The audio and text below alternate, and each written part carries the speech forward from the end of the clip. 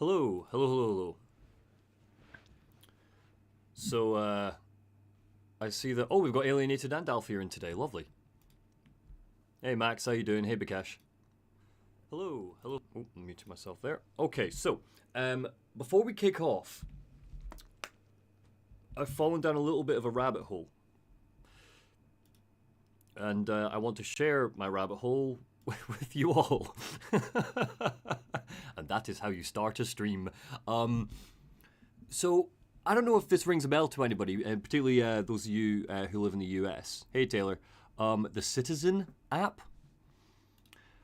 I've fallen down a little bit of a rabbit hole learning about this. So, we're going to kick off, and I just want to show you a couple of clips about it.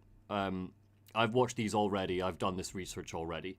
But, you know, for the sake of transparency, I want to show you some of the things I've been looking at. Hey, Andrew. Hey, Stealing.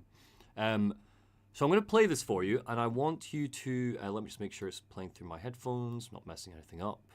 Hold on. 911, what is your emergency? I'm in Prospect Park right now, by the playground. There's a man here, he just...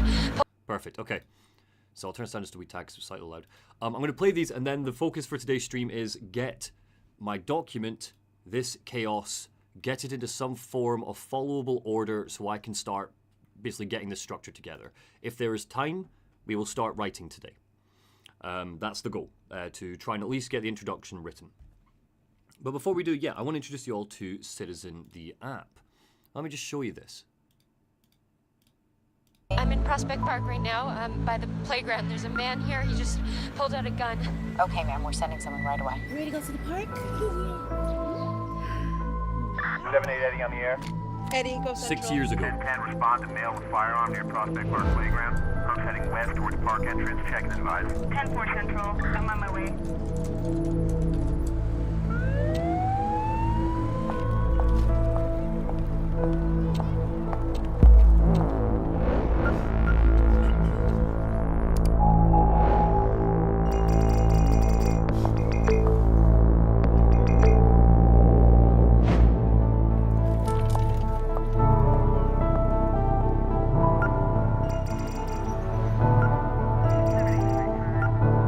What chance do crime and corruption have when technology unites the forces of good? All right, Shodan.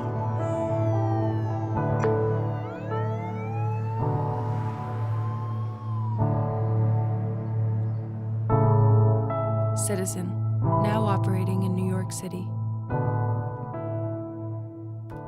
So effectively, Citizen is an app that democratizes Big Brother, right? So it's the people using the app to report on things. It's very similar to I don't know if this is universal, but I do know that in the UK, Google Maps when you're driving, it will pop up and let you know about speed cameras and stuff, if they've been reported. So that sort of thing. But it's about to get a little bit creepy and bad. When Taylor says, I've seen this movie before, yeah, it's about to get all kinds of bad. Audio on left ear only, Andrew says. Oh, shouldn't be the case. Maybe it was just the clip, but I haven't changed any settings. So, crime tracking app Citizen scraps plans for its own security force. This is where it starts to get really creepy. In Privacy Watch, the crime tracking app, Citizen says it is scrapping plans to develop its own private police force. Citizen made the announcement Tuesday after completing a 30-day pilot program in Los Angeles. App users would have been able to call private officers when they were traveling at night or in other situations where they may have felt like they needed assistance. Citizen did not explain why it's scrapping its police force plans, but a new article on CBSNews.com points out that the app has encountered both popular support as well as its fair share of criticism. Stephen Gandel wrote that piece, and he joins me now. He's a CBS Money Watch senior reporter. Stephen, good to have you on. So for people who may never have heard of Citizen before, first of all, let's just start off by explaining how the Alfir, it's about to get worse. So Wondering Alfir says they were going to make a PMC, like a private military corporation. Keep watching. App works and what types of services it has provided. Sure. The app works by looking at your location and trying to tell you if there's any kind of concerning events near you. Maybe there's a fire in your neighborhood, or there's some kind of other incident or police activity. And the way it gets those events is it gets some of it from 911 911 dispatchers and police blotter. But some of it also comes from other users on the app. Maybe they've seen something, and there's actually a mini kind of community of high users of Citizen, and they race to the scene of any kind of fire or something like that to take video, so it can be on the app. So he's describing the basic concept there. I'm going to skip ahead a little bit. Oh no, doesn't matter. We're about to start. Yeah, we're about to start. And how would the Citizen Security Force have worked if it wasn't scrapped? What did we know about the 30-day pilot program that it ran in LA? So the idea was it was going to be like the Uber of personal security, right? In the same way as you have your iPhone, your smartphone, and you can call a car. For this, you could have your iPhone and you could call your own personal security. If you and the example that the company used was that if you were traveling at night and you wanted an escort and feel safe. But you can imagine other type of situations where, you see someone wandering around your neighborhood and you decide, I'm going to call this one into the app and have this my personal security details show up. So you get the idea. Let's move on to some of the things that start to go wrong. Taylor's saying, stay psyched, this has no potential issues. None at all. Yeah, for example, if little old Karen decides that she's going to report on a black man in her neighborhood to this private security company, I wonder which side the private security company will take. Will it be, you remove racism entirely from the equation here, and you just go with, who will they choose? Will it be the random black man, or will it be the woman who pays the subscription? Obviously, they're always going to lean towards their subscription base. It's about to get worse. It's about to get worse. So, Citizen Security Force, here's some things that have gone wrong. So the idea of making it even more removed and more private seems troubling, to say the least. And you write in your article that Citizen's facing a growing number of critics. What is it about the app that people are specifically taking issue with? I'm sure racial bias is part of that. Yeah, one expert told me the app is the super highway for racial profiling. Sorry. So yes, it puts racial profiling on steroids, that people can decide who they think belongs and who doesn't belong in their neighborhood, and report those that they think don't belong. And the company talks a lot about privacy, and it protects its users, the privacy of its users' data. But the users aren't the concern here. It's the people that the users are reporting on. That's the people. Those are the people that are going to show up on videos in this app. Hey Pete, lovely. And we're going to be starting the writing process in 2 seconds. I'm just showing everybody a last little bit of research I was doing to catch you all up. So this is an app called Citizen. He's talking about, we can all imagine what the problems are going to be. I'm not going to waste your time him listing, oh yes, racial profiling, etc. We get it, right? We get it. So they tried this for 30 days. But here's the key thing the CBS are kind of missing out. These are the guys that they decide to partner with. Los Angeles Professional Security. So this is the private security company who will be getting called out to these instances.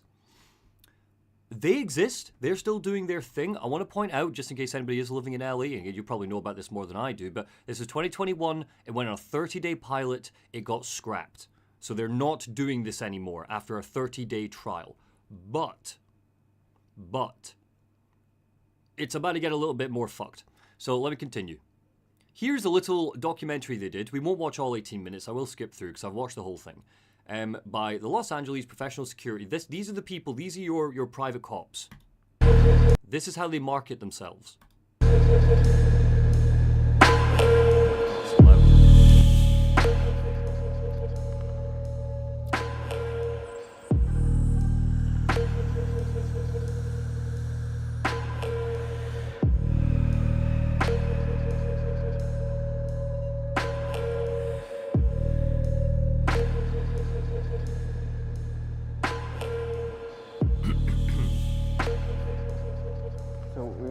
earlier Max, even after this video, it's about to get even worse. Wait for it. that one of the neighboring apartment complexes saw someone enter one of our facilities.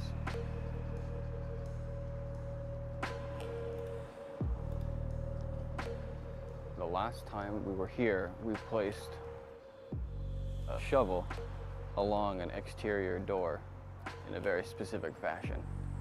And we've conducted a routine patrol, and as we can see, there is no shovel on the door, which means somebody came in. D. Jared says, well, those look like cops. Yes, their uniform is explicitly designed to at first glance, make you think this is the LAPD, the actual cops. Somebody put something in place on the other side, there's like a zip tie on the interior of the door. And I started it. We're not watching the whole thing. It's here, Los Angeles Professional Security Documentary. If you want to go watch it yourselves, I recommend it. It's interesting. It's upsetting, but it's interesting. I'm skipping through just to show you a few bits before we get to the it gets even worse moment. With nothing. Started with myself and a patrol car. And people called and they asked, what do we do? You can't be here. You gotta go. Ma'am, you gotta go. That's a mentally ill homeless person being harassed by this private security force. Oh, I don't want to go to jail, motherfucker. You say. That guy is a homeless man that's been arrested and put into the back of one of their cars. These are not official police. If you hit that patrol car, you're gonna get tased. Drop that. Drop your what? We are not your run-of-the-mill security service. We're not going to stand outside of your building for an hourly rate. We are indeed a law enforcement-based subscription service. What we do is patrol in a marked patrol car and an officer. A law enforcement subscription service. These are the people that Citizen partnered with. If you see something, if you see someone you don't like using Citizen, you're getting this cunt. Sorry, I'm definitely gonna get struck for that. I shouldn't say that. Sorry, I forget sometimes that we're not in Scotland. Hey, Brit. But this guy, this creepazoid, decides that he's going to rock up. I want to point out that they're going to be talking about tasers a lot in this, but I've learned that they are allowed to carry firearms, because of course they are, and they will show up and arrest this person. Again, we are using the example of a Karen in a neighborhood sending these guys after a black man. This exists, and this app sets it up so they can do this. For 30 days, they trialed this. Now, they trialed it using Citizen employees. So it wasn't anybody. It wasn't anybody off the street. For the 30-day trial, it was Citizen employees would use it and would be able to call them. But you know, officer in a uniform. The plan was to roll it out. Will randomly and routinely come by your home or your place of business, look for anything out of the ordinary. So right here, we got a guy who's panhandling at the drive-thru. Panhandling is a crime. I'm sure most folks don't like it. Maybe they've called the police, maybe they haven't. And if that was our client, that would be of paramount. They would simply text us and say, this is what's happening, and we would immediately descend, and we will remove the individual. Patrol in this industry is kind of the top echelon. Brett, holy shit, oh, what a day to wake up black. Yeah, sorry, man.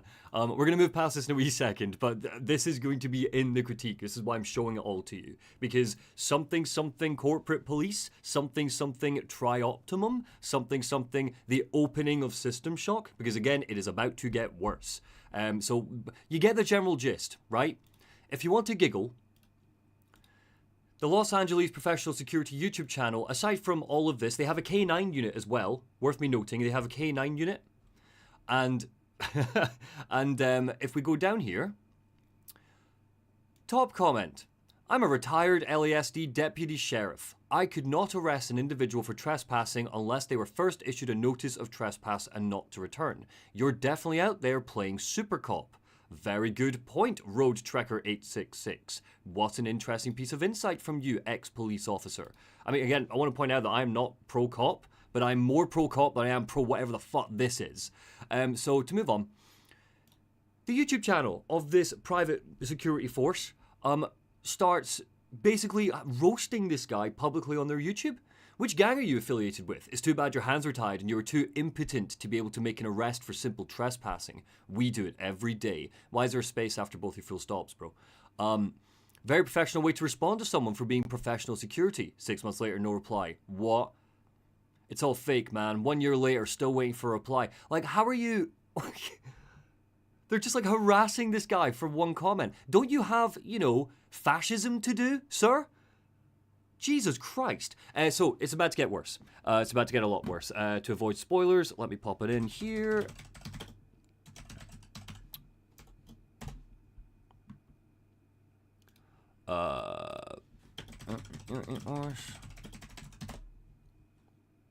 Here we go. Oh, perfect. It was CBS talk about it.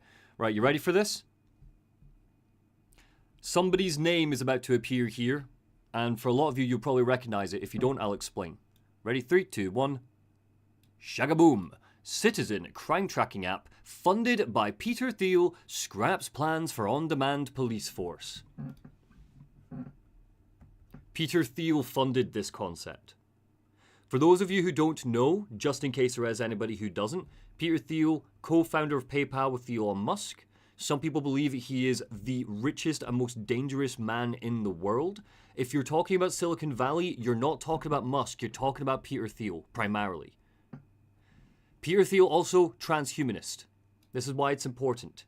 Peter Thiel tried to fund his own private military company, his own private police force, i.e., hello Trioptimum. Yeah, I know, right? Again, if you want an idea of Peter Thiel, I'm sure there'll be a clip of him online talking about this. He's a guy who said that, quote, competitions are for losers. He says that he's pro-monopoly. He believes that monopolies are the way forward. He said that freedom and democracy, like, can't exist in harmony together. He's anti-debt democracy. And worst of all, and I will just spoil it by typing it,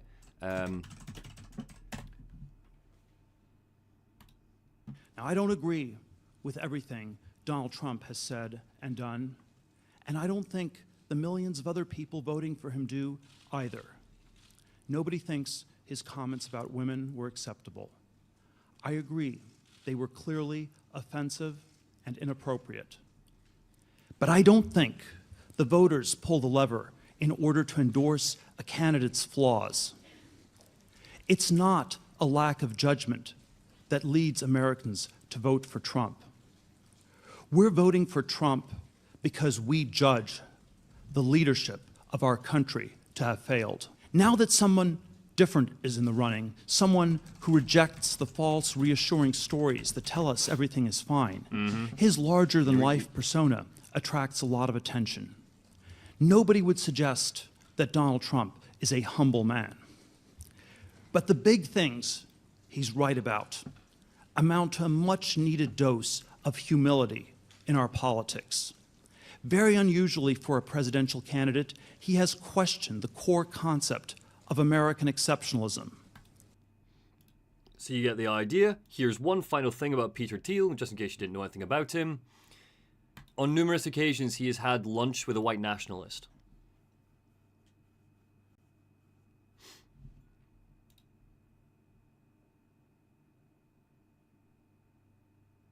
Numerous occasions he's done this.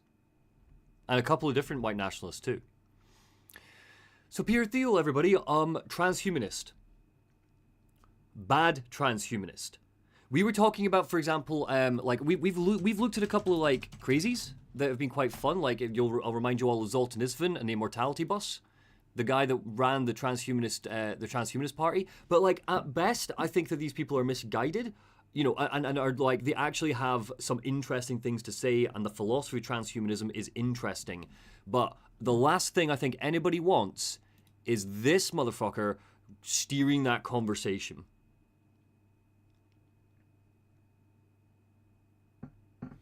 So I just wanted to flag that. It's a great example of what we've been talking about. I mean, again, Musk is no good, but at least Musk is calling for more regulation.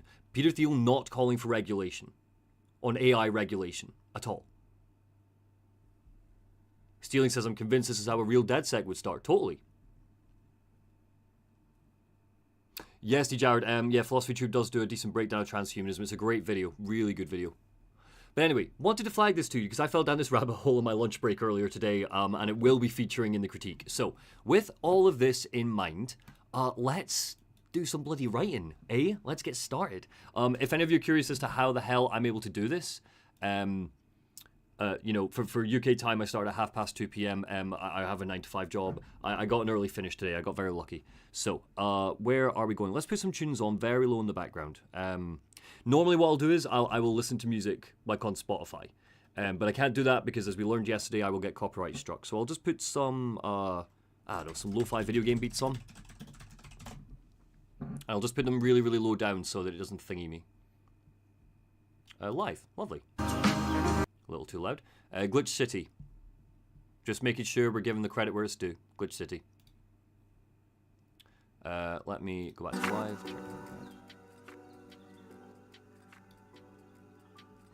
Scale of 1 to 10, how do I sound over that? Is that okay? Hey Kurunosa. Is that too loud? I can make it quieter.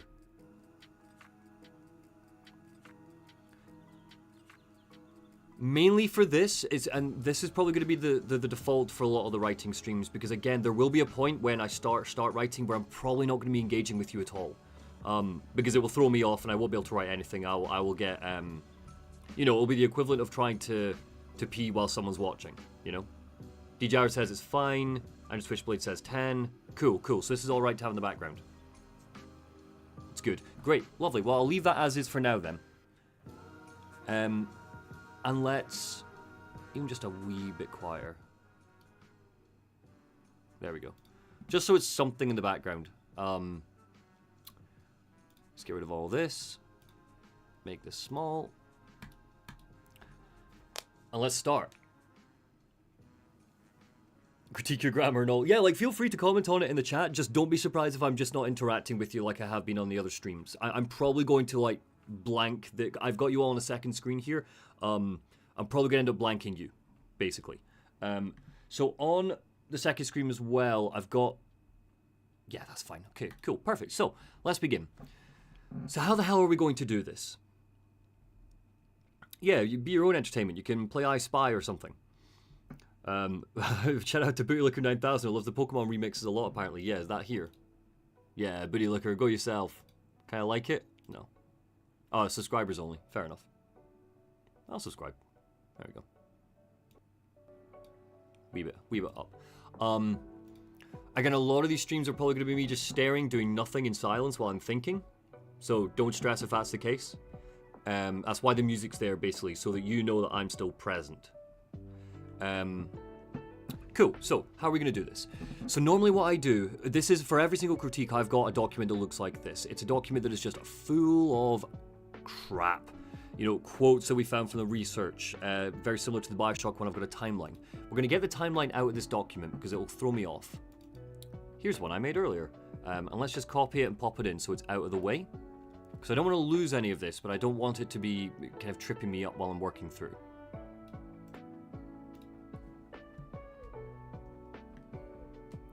This music's really good. Really good.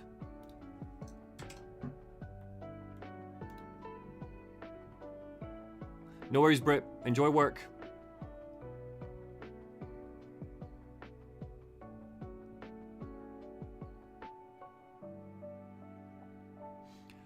Cool, yeah, so boom, I've just got that timeline saved. That's good. We can get rid of that for now. Let's delete this from the document. The goal right now is just to tidy it up, effectively. Because I've got questions and stuff I want to put in, and before we start, we need to figure out what the structure is going to be. So, I initially put it down. You'll see when we were taking notes, for anybody that's joining us late, that as I was playing through, I was stopping and I was putting notes chronologically, so I could kind of stay on top of myself. But I'm thinking maybe we're going to make it 7 parts. This is just for me to get started. So the first part, let's type in the order of the game. So what have we got? I think I want to do the opening as its own bit. Initially I was going to blend that with medical, but I think that part's going to be too long otherwise. Research, I think. Let's scroll down.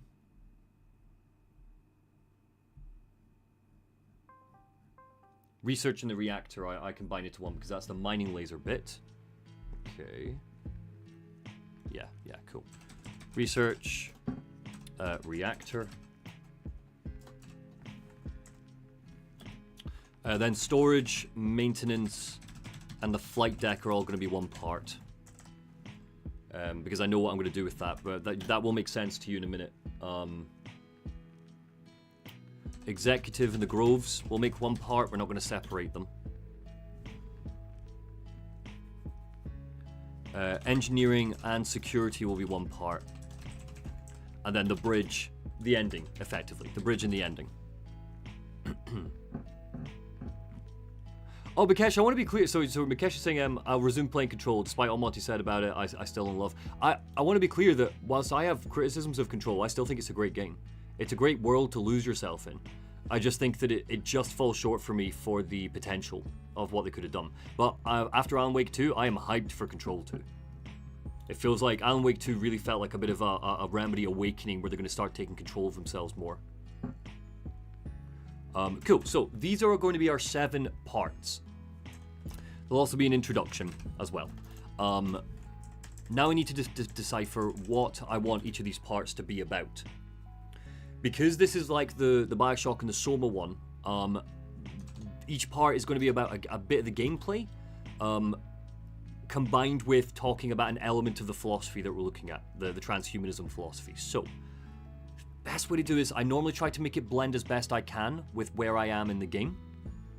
So, for example, like the whole conversation around AI will be here. So Shodan is going to be the gameplay thing I'm going to talk about, but the concept of AI is going to be, I'm saving all of that for the end.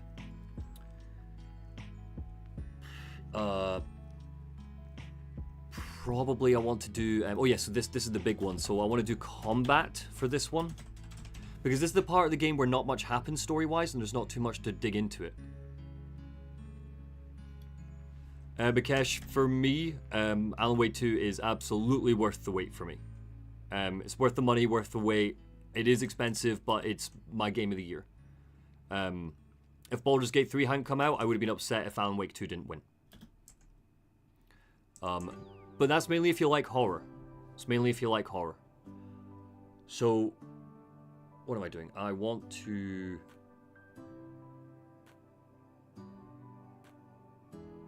Yes, combat. And when we're doing combat, I want to talk about cyborgs. Seeing as we're fighting cyborgs, it makes sense that we're going to be talking about cyborg transhumanism stuff while fighting them. The opening, so the more I think about it, the more I think that... Oh, what's happening here? What are we singing about? A little too loud. Yeah, rave going. Sorry, it's turned down a wee bit, that's distracting me. Opening. So the opening, well, let's go back to the opening in a minute. Medical. Medical, we're going to talk about life extension. And to combine that, I'm going to talk about the game economy. You know, things like the regen bays, stuff like that. That all ties in. Research and reactor, I want to talk about level design because it gets quite mazy there, which is a good place to start talking about it.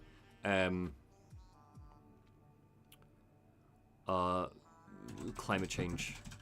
That might change. I have not done much research into the climate change part yet. We'll see how that goes. For Executive and the Groves, there's quite a bit of story stuff I want to dig into there, because that's when Diego properly says hello. So I want to talk about cyberspace, because I don't think I have loads to say about cyberspace. Yes, and when we're talking about cyberspace, we're going to talk about life expansion, i.e. the cloud. You know, uploading your consciousness to the cloud, all that sort of stuff.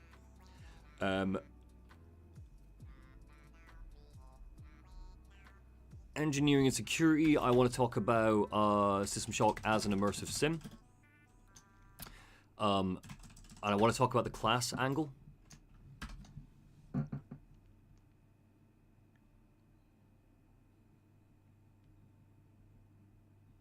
Kind of feels like I should talk about class when we're doing it at the executive level, actually. I'll come back to that in a sec.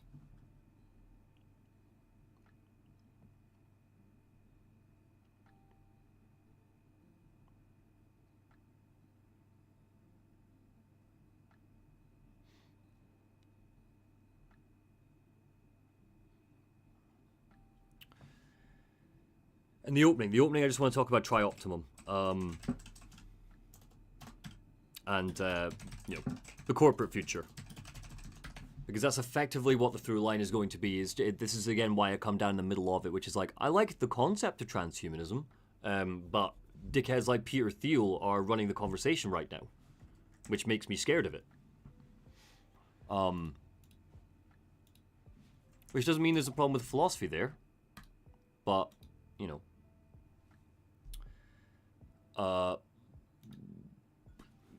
On that side, with the groves, I want to talk about this idea of biology being immoral.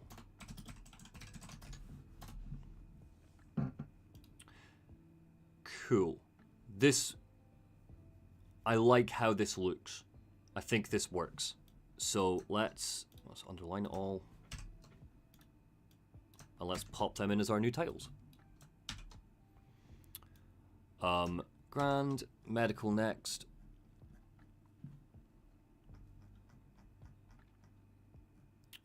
Ooh, okay, yeah, of course. Right, let's pop medical in there because we're turning a 6-parter into a 7-parter now.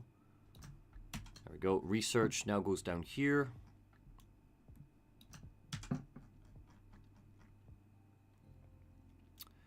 Storage and maintenance flight deck.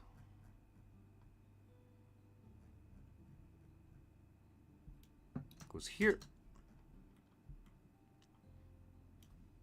Get rid of these. I'll just take it all, actually, 'cause why would I keep coming back? 5. 4. Executive Groves. Yeah, perfect.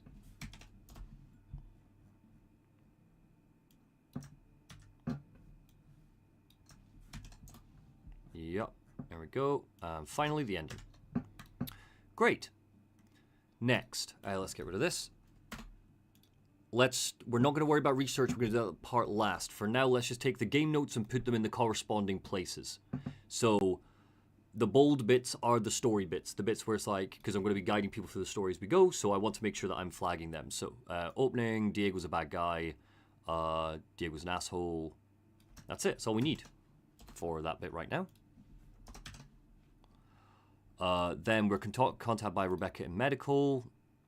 Shodan interrupts us with the elevator. She says hello, asks who we are. We destroy the nodes. Great. Everything that happens in Citadel Station is because of us. The diegetic logos are a really nice touch. Yeah. Ooh. Where do I want to talk about the art style? That's a good point. Didn't think about that. What's this one? Hawali City Nights.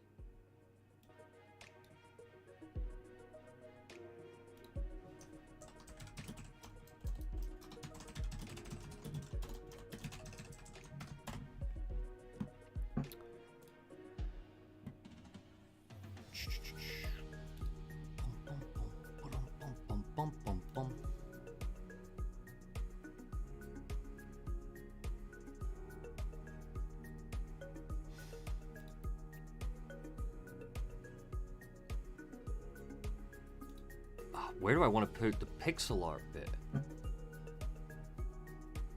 The opening. I think the opening.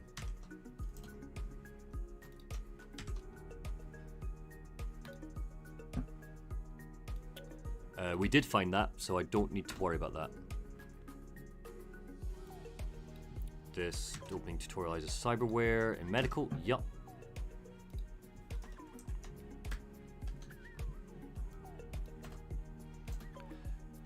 Was there AI? Yeah, Midjourney was used for a picture of Shodan. Pop that in the opening for now. I might move that. We know that it wasn't used in the game. Why? How was Shodan made? Is this ever answered? What are the circumstances that make her go bad? Is it because the environment she's exposed to? Yep, this is a good bit for the ending. So let's put this right at the end. Under Shodan.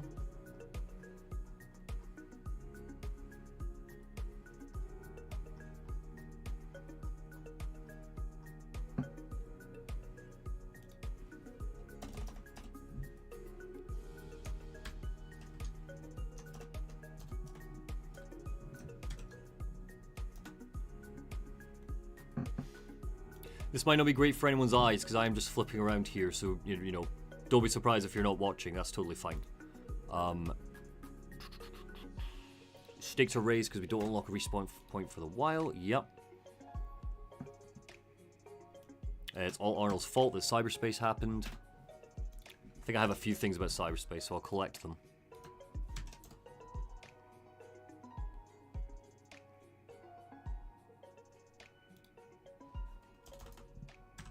Oh yeah, the cyborg surgeons don't hurt you. Forgot about that. Great. Oh, actually, what am I talking about? This is, keep the cyborg surgeons. Getting rid of this bit. Just focusing on cyberspace.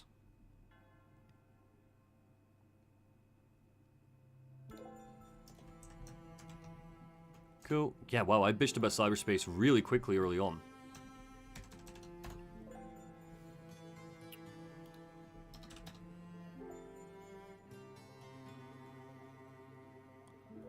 Oh, bomb employees are paid in try credits. Yup. Yup. Boom, boom, boom. Okay, let's get to cyberspace. Where are you? Here.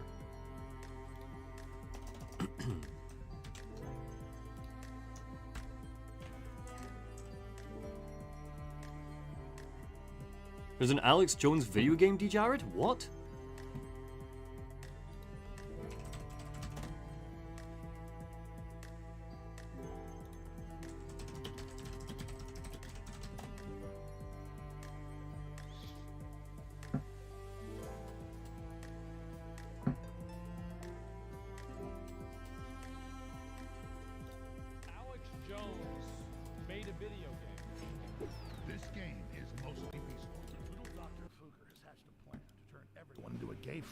Alex Jones made a video game. This game is mostly peaceful. Little Dr. Fugger has hatched a plan to turn everyone into a gay frog by injecting you with an mRNA LGBTQ tadpole technology vaccine that depletes your testosterone and turns you into a rainbow amphibian. Surely not. Are these scientists with vaccines? Oh my fucking god, what is this? Oh my god. Tried that 50 years ago. What? What? But the moon landing was a hoax. Did he make this? Did he make this, or is this somebody? No bugs, flawless gameplay, on point lore. This game is better than 90% of games released today. Yeah. What?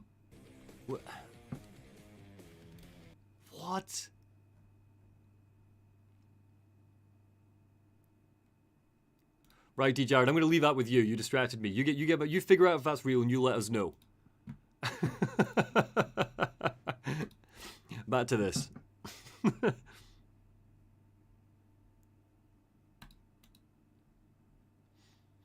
Right, where were we? So, boom, medical, tutorializing cyberware. Yep.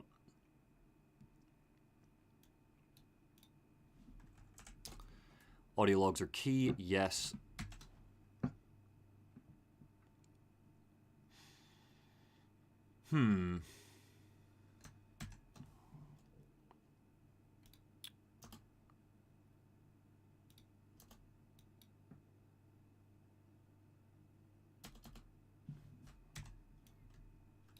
Talk about Shodan. Let's pop this right at the end towards Shodan's bit.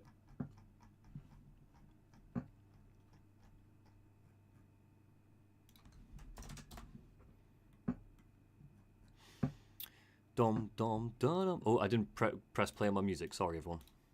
There we go.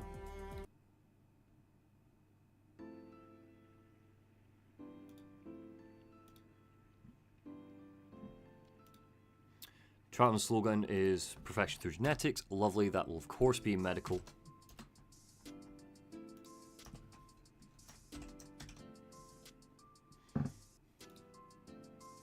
Yeah, give a wee thanks to Olive Tree, of course. It's going to go into MISC. Just things that so I don't forget. Need to make a MISC section.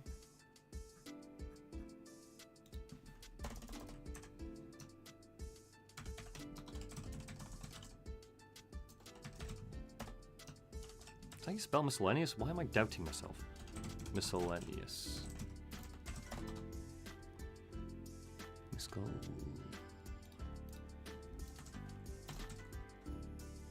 There we go. I got the A in the wrong place. My mistake. There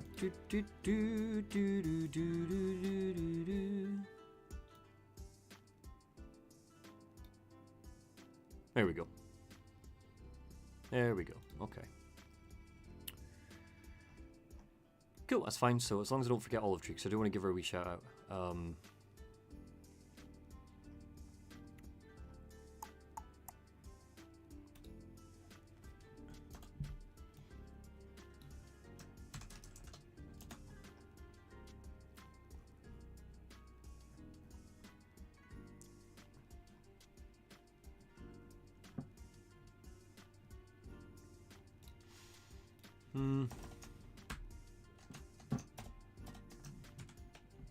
Not sure audio logs belong in there, but we'll come back to it.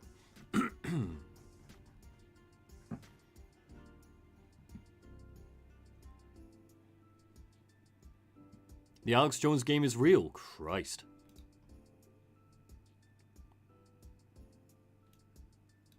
Be sure to reference that the chat simped for Sodan's sexy mommy voice.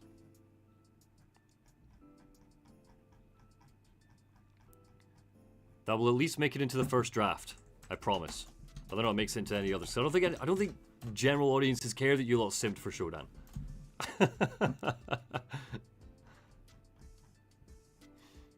Boom, boom, boom. Great. Ideal.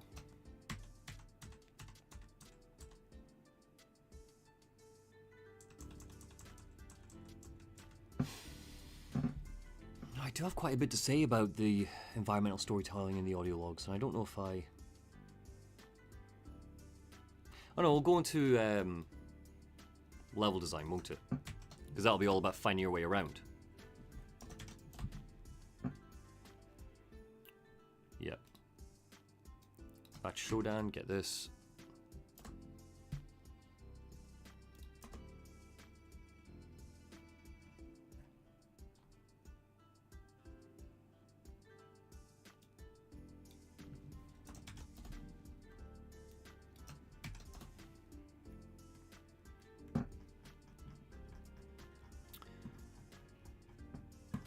Slightly worried that I'm going to have far too much to... I mean, it would make sense that I have a lot to say about Shodan, but, you know, shoving it all in at the end might not work. So we'll see how that flows.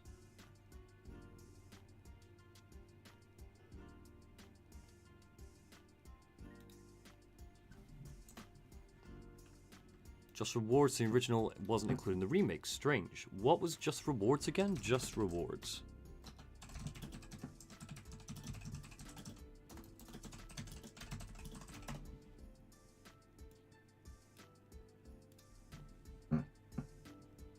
This is from the original.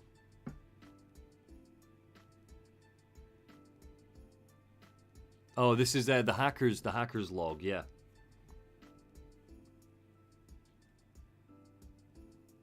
Yeah.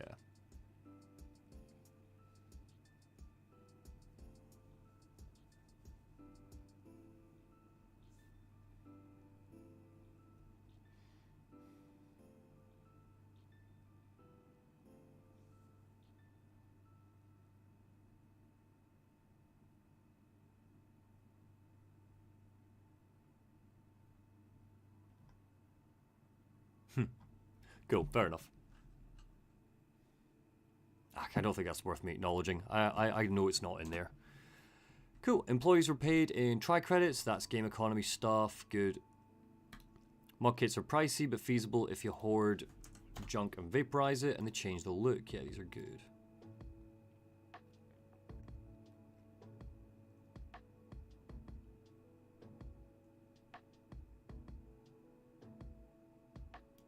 In hindsight, that wasn't an olive tree musing. That's just a general musing.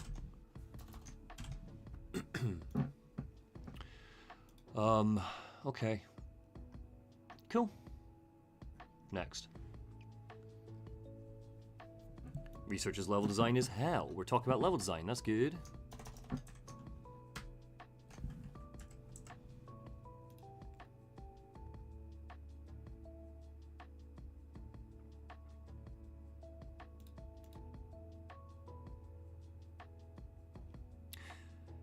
Mining laser is in here. Shodan is aiming it at Earth.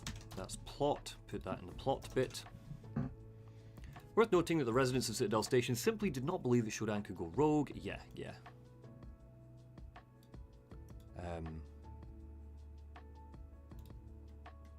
It's a Shodan thing.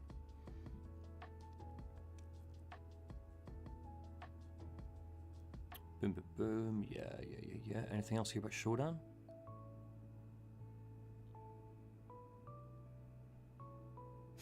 Yep.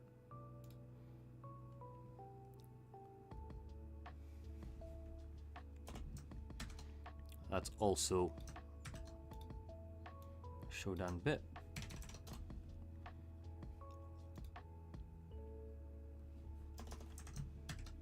Think about, is Shodan a god? Who knows?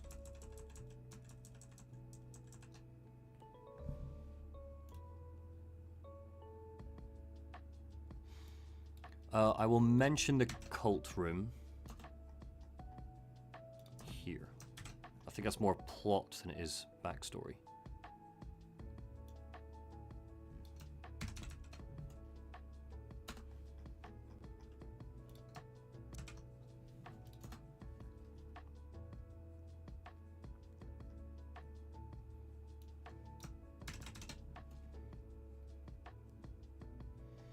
Cool, chuck this in at the end. I find this bit quite satisfying, I'm not gonna lie. Just cleaning up the document before I start writing, I just find there's something quite soothing about it. Especially when at the end you've just got these nice clean pages with these beats to hit while you're writing.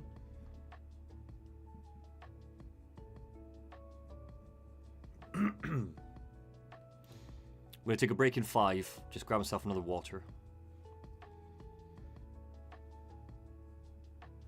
Cool. Cool, yeah, let's combat.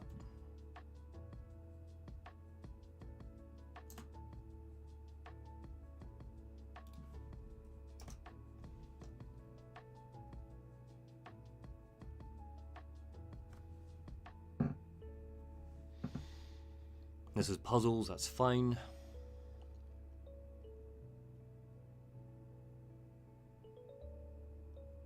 Yeah, hate the puzzles, blah blah blah.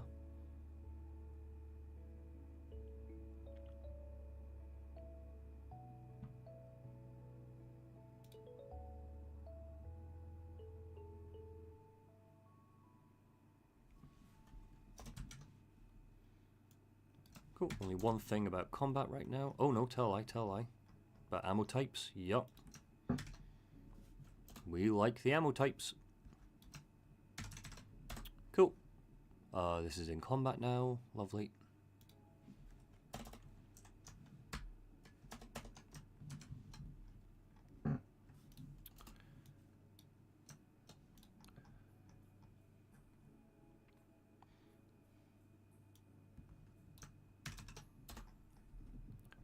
Again, I'm thinking I might open with the mining laser.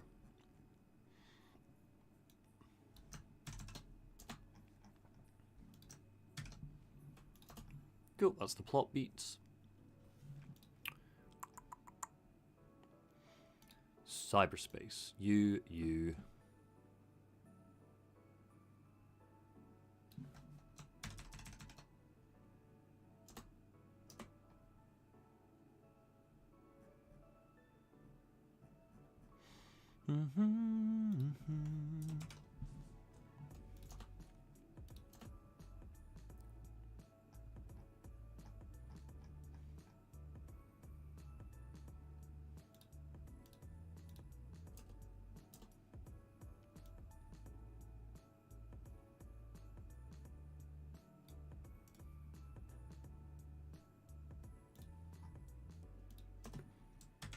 Yes, I don't need that note. I remember that now.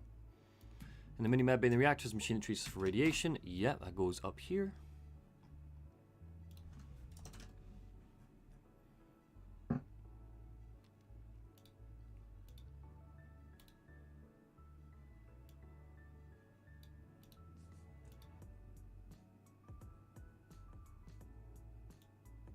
Immersive sim stuff.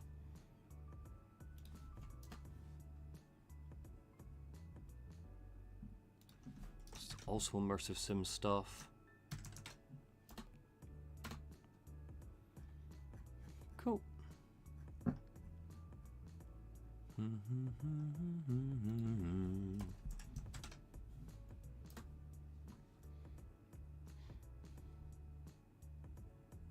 Miguel says, if you think about it, it's hard to find a non-evil AI from before 2010s. Would you consider Hal to be an evil AI from Space Odyssey? Like, he's the antagonist, but is he evil?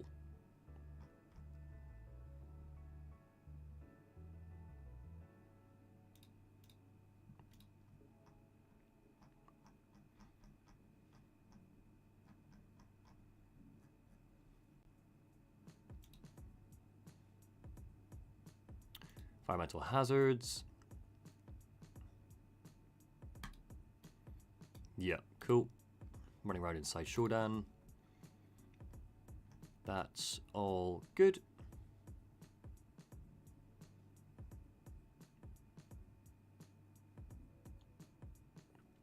Hey, Shiki.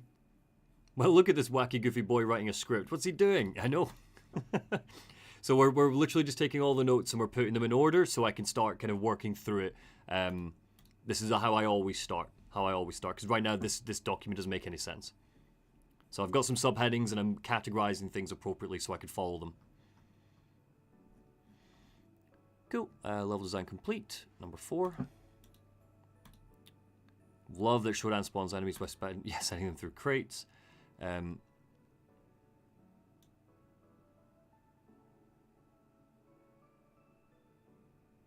Why have I written Harry and Meghan's Christmas card controversy? What is that? You will know Citadel Station the way Alfir knows about Harry and Meghan's Christmas card controversy. Sorry, Alfir, I'm not using that joke in the end. I don't think that doesn't translate to anyone other than the 20 people who are here for this. I will keep it for myself. But that goes into level design. Jesus Christ, what absolute nonsense notes. In Executive, in OG System Shock, we get a really fun audio log by Diego, yeah, where he's all smug and shit, which I will put into Executive.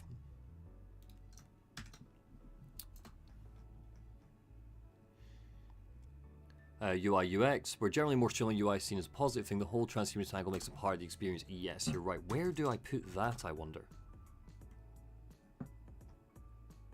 In the opening, maybe? Figure that out. No. What am I talking about? That's going to go into immersive sim.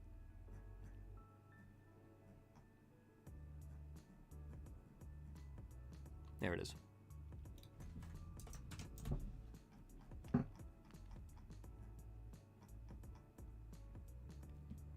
Evening, Hakai.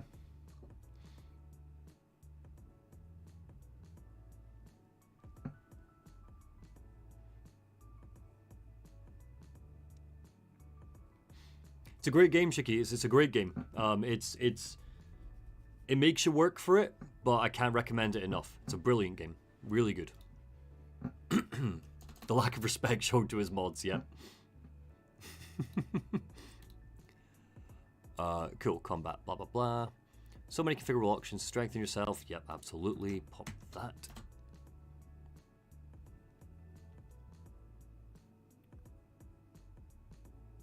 Cool. Yeah, that's fine. Put that into immersive sim as well.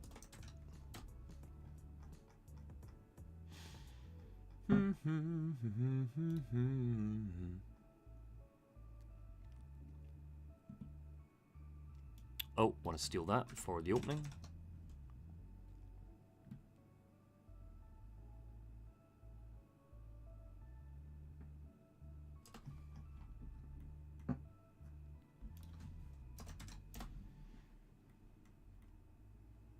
Got something very, very cool that I can show you all as a little sneak peek as well, because you're here. Actually, let me show you right now. So I reached out to friend of the channel Checkpoints, Checkpoint Gaming. I will show you show her channel first, actually, just so you see her.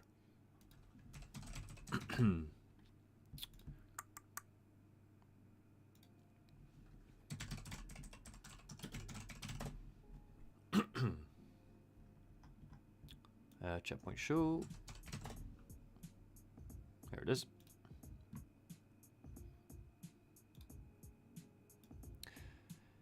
So just in case none of you know, so this is friend of the channel, Samantha, the Checkpoint Show. She does really, really good videos. Really good videos, totally recommend. If you're interested in video essays, watch it.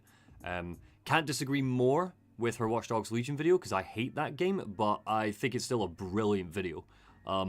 So the reason why I'm showing you this is because Checkpoints is responsible for the thumbnails of these streams and the 100,000 subscribers celebration. I commissioned her for that. And I've commissioned her again to create this guy. My new pal.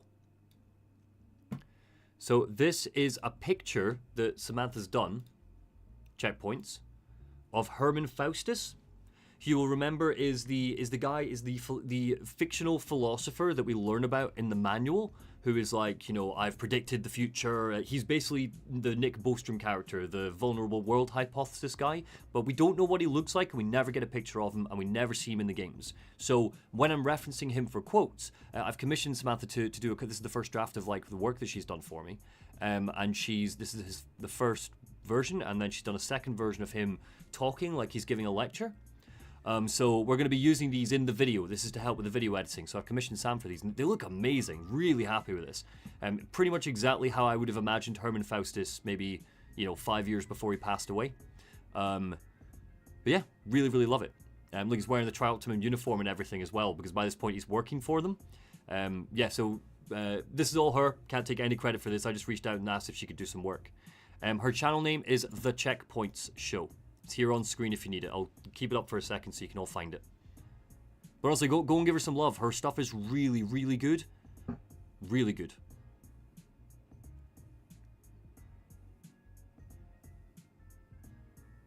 Yeah, good stuff.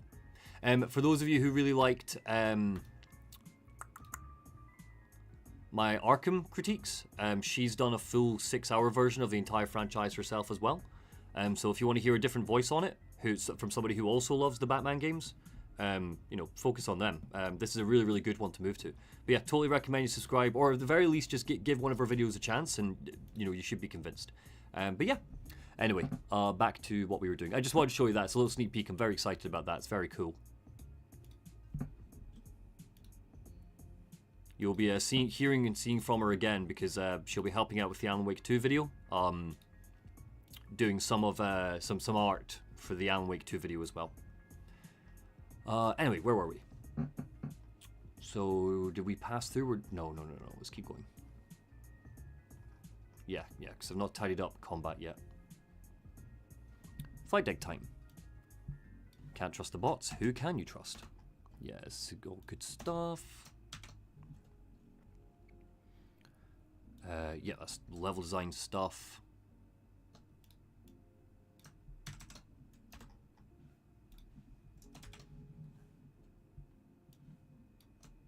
Really feels like I didn't take nearly enough notes about combat, which is fine. This is just sometimes the way things go. It doesn't mean that's going to be a small section. I've got lots to say. That's for level design and structure.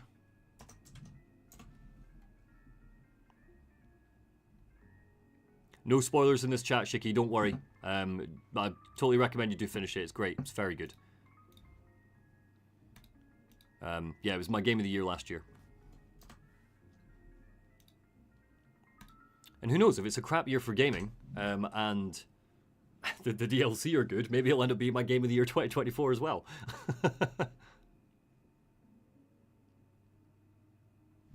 I did not get a phone call alienated. Must be someone near you. Let me just check and see if my phone buzzed, but I don't think it did. Nope.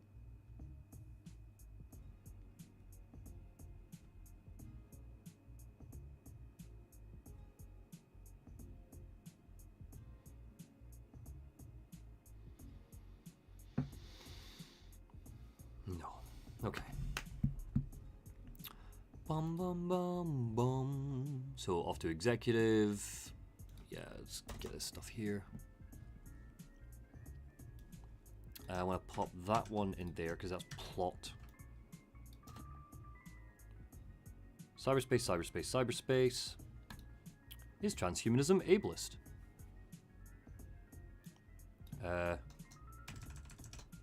It's one to go up in combat, actually, because that's the whole transhumanism bit, isn't it? Do, do, do, do, do, do, do.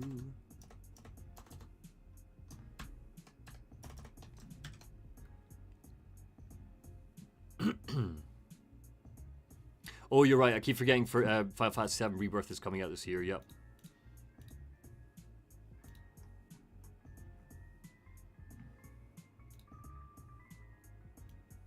Oh yeah, that was a really good point by Virgil.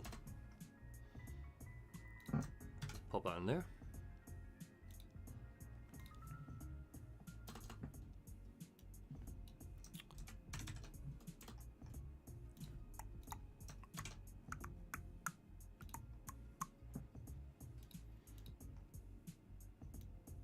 Oh yeah, the literal golden spoon. Damn it, I don't know where in my footage that is. I'm gonna have to find that again.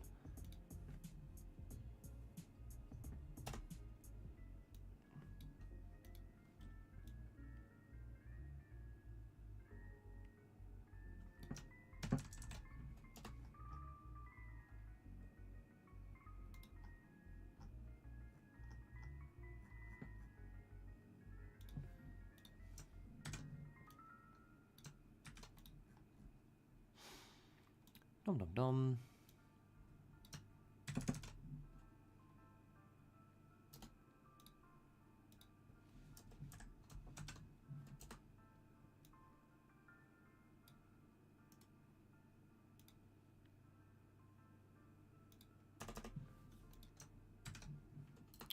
Great.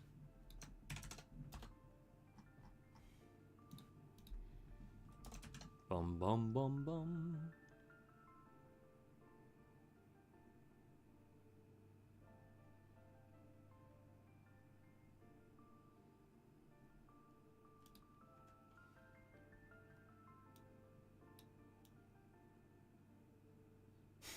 Yes, keep that.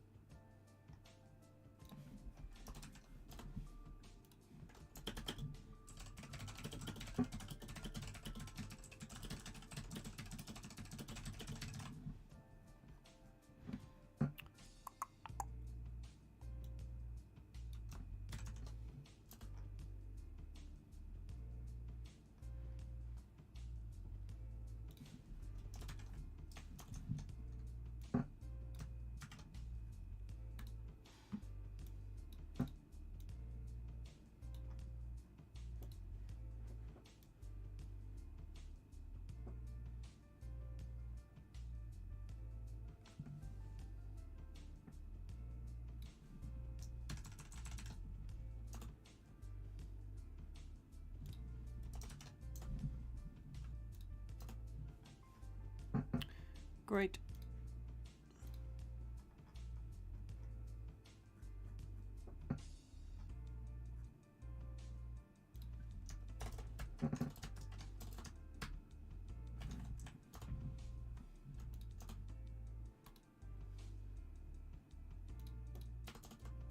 Lovely.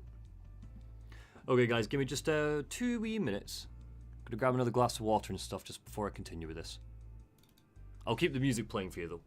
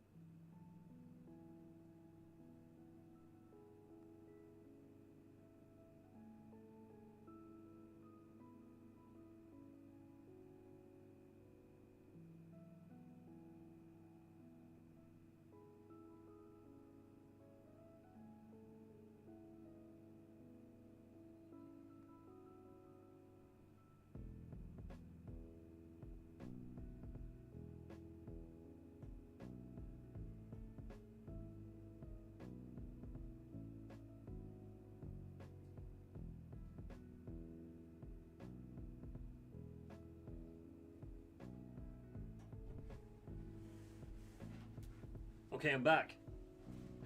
I'm back.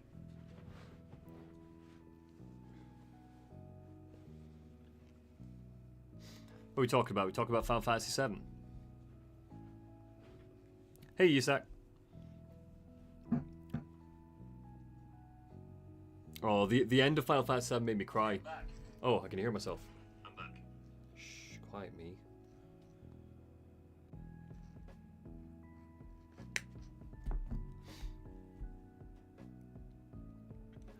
Crisis Core is a good story with a perfectly adequate game that doesn't hold up. Haven't played the remaster. But I really liked it back in the day. Anyway, I'm not going to get into debates with you about it. I'm moving on. I'm going to let you entertain yourselves. So, back to it. Immersive sim. Talking about class. Yep. Okay.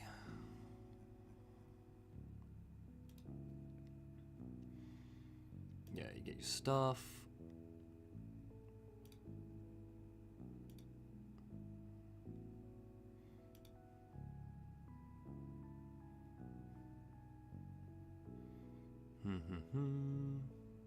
Maze. Oh, this is all.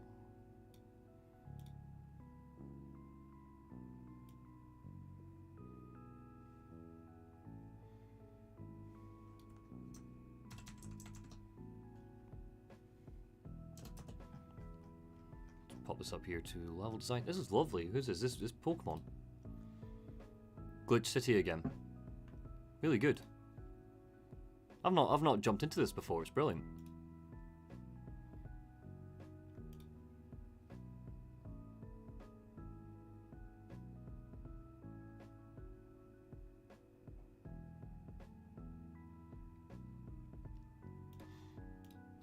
Again, so Miguel's talking about checkpoints, Watch Dogs video. I don't agree with much at all that she says in it. I just really enjoy the video. I just think it's a really good video.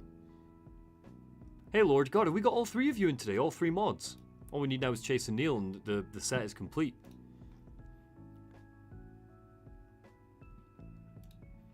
What was that? That was level design. Level design.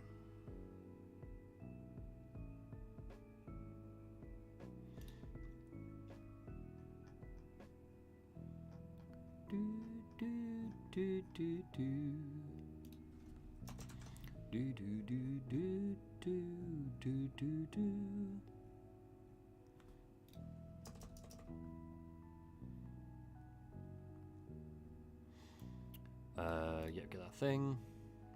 Talk about how much I love the laser rapier. Good.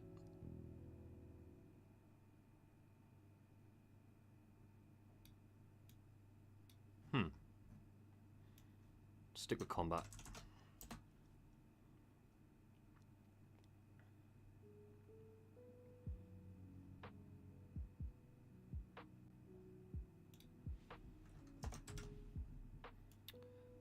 Taking your thought there, Gloating Swine.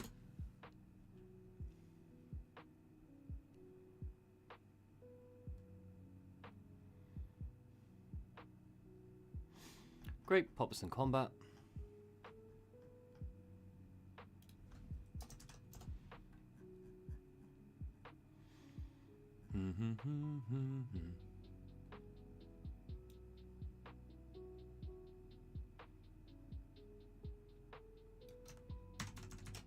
Cyberspace.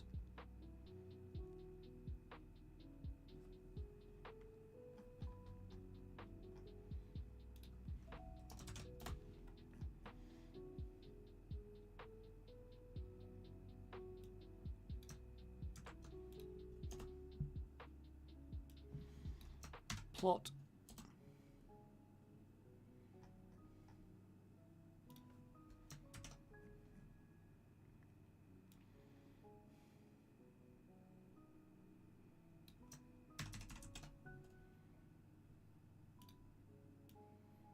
All of this is level design. God, I've got a lot to say about level design. I might split this out.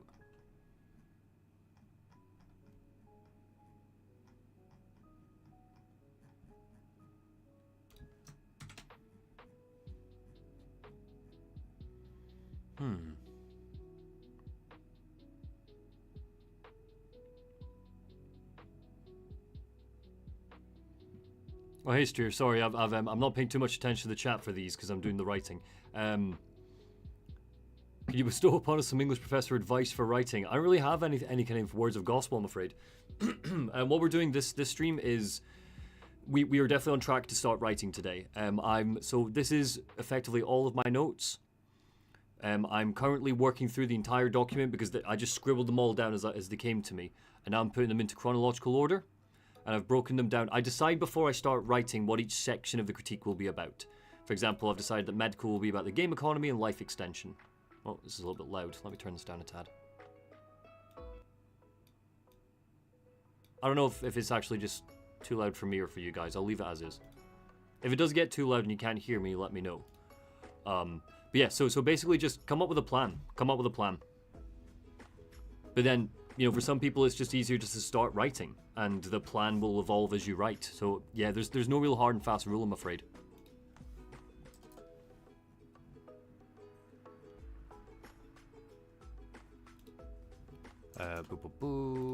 Cool. That's great. What did I pause there? It was level design. It's fine. Did I get level design? I got distracted. Oh, is this Animal Crossing? Yeah, lovely. I think almost all of these are by Glitch City. So if any of these songs are sounding really good to you, just come to Glitch City. I've subscribed. Bloody brilliant. Taylor says, some people is me. Yeah, totally fair, totally fair. There's not a right or wrong way to do it. H-Bomber Guy has a good rule, which is once you've completed your first draft, try to go back and remove 20% from it. That's not a rule that I follow, but it's a good starting point for yourself. I do cut bits, but often when I'm doing my second draft, I'll add as much as I cut, to be honest. And having it laid out like this just gives me a sense of progress. If you get stuck with writer's block, go back to something that you've written previously and find something in it that you like and remind yourself that it's good. Again, there's every chance while I'm doing this that maybe I'll jump back to one of my old videos and I'll watch maybe like an intro and I'll go, that was quite good, by the way. And then it just boosts your ego a bit. 80% of writing well is having an ego. There's your hard and fast rule. 80% of good writing is having an ego. Is thinking that what you're writing is good.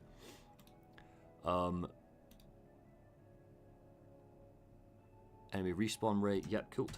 Stick that into combat.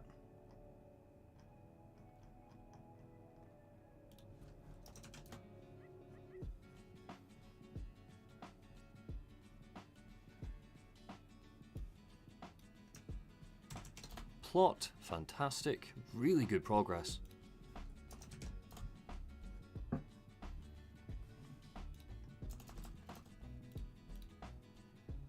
Gerudo Valley.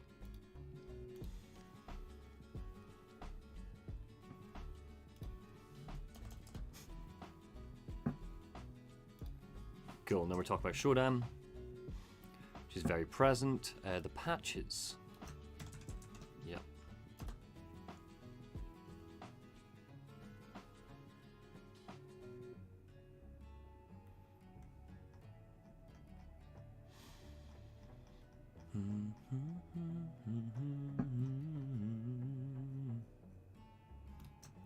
Put that there.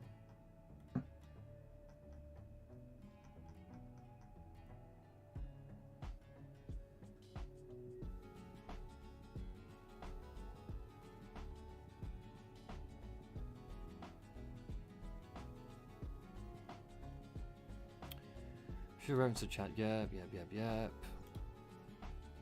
Yeah, why did Shodan go bad? Very present, of course.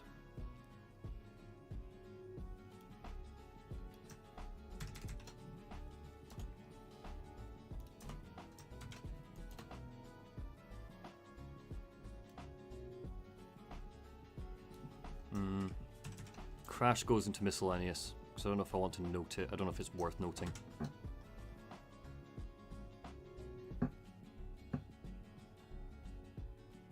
Yeah, all the tri-optimum branding, lovely.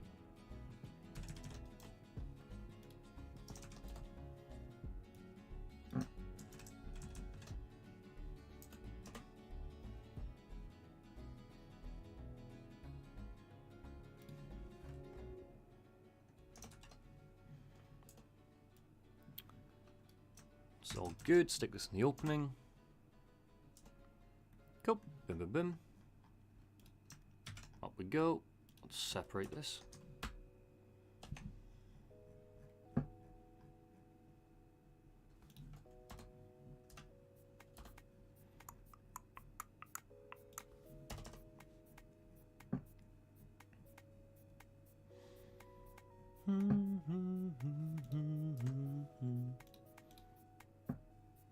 Deltarune.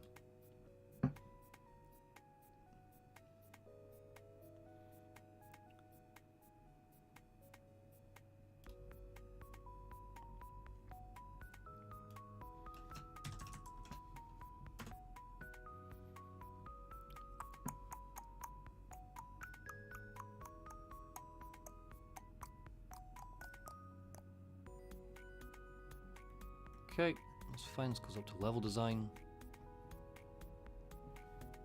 Again, whether or not, I feel like the audio logs deserve their own bit, but they're just going to pop up throughout, so I feel like it's not worth, you know, designating a whole section just to them. Maybe I'll just keep them in and just make level design big, and then when I'm doing the second draft, I might decide if I'm going to split it.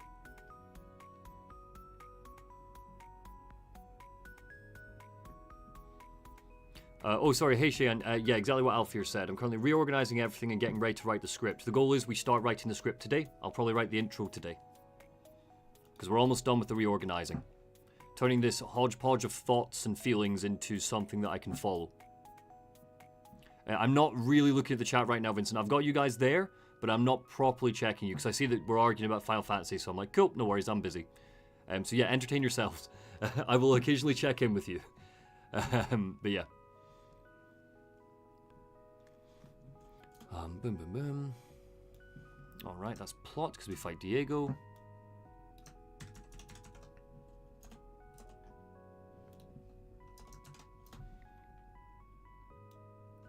Bitching about the plasma core rifle.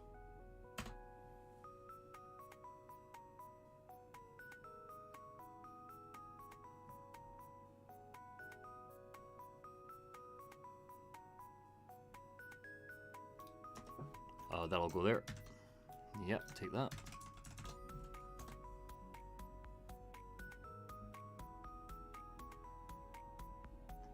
Cool. Back up to combat.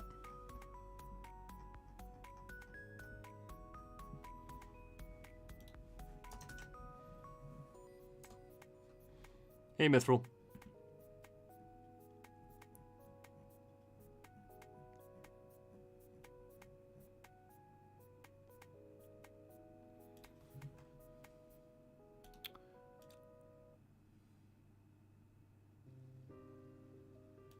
Immersive sim, yep. That's plot.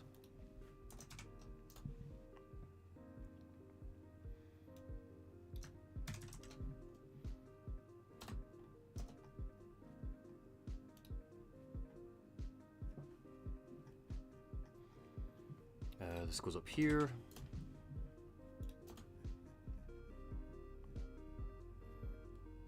This is level design. Yeah, ending is mince. Don't get the whole thing up.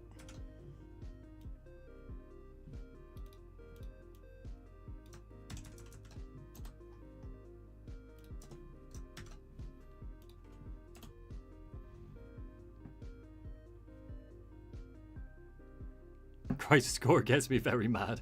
Like, totally fair, Hakai. Everyone's got that game. Everyone's got that game that just, like, really grinds their gears. It's totally fine.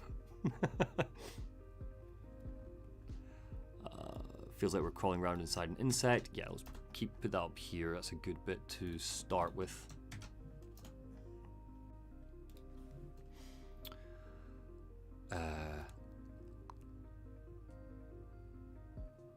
Yeah, perfect. This is all level design again. Lowering security, perfect.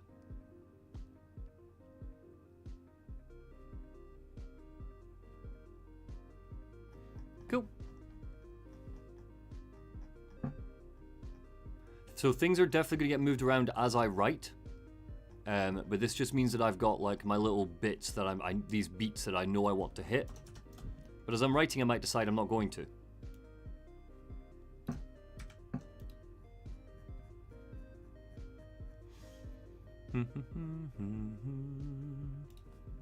More stuff about Shodan. Then we get into miscellaneous. Right, so now I'll just put a little bit underneath here. So that's a lot of my kind of early thoughts from that playthrough of the game done. Now we're chucking in some of the research and the thoughts. So we got the reviews. Charlie Brooker.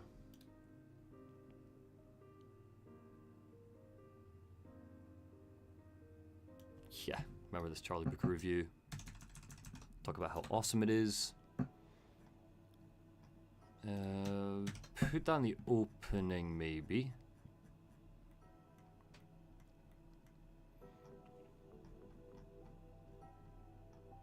What is this? Oh, Street Fighter, fair.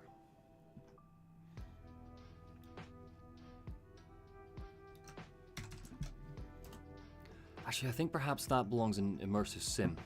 So I'll put this one in Immersive Sim.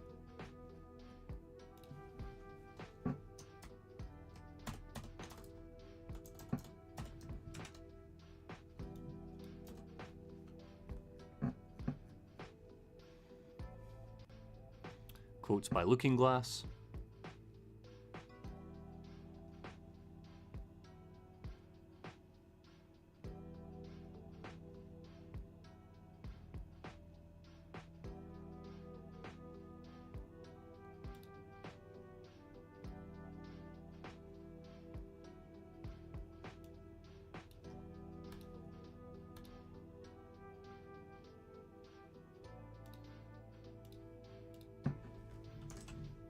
Just to jump in on the Final Fantasy VII chat, my 2 cents are I'm exactly what Alienated is saying. I think that Rebirth will make me like Crisis Core more than I do.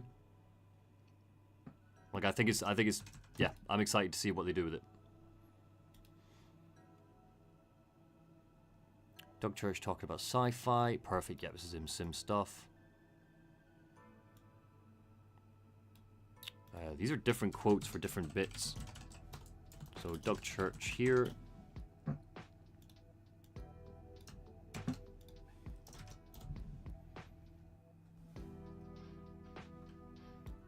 And that as well. I'm just keeping these in so I can find them when I'm writing. So that is a Shodan quote.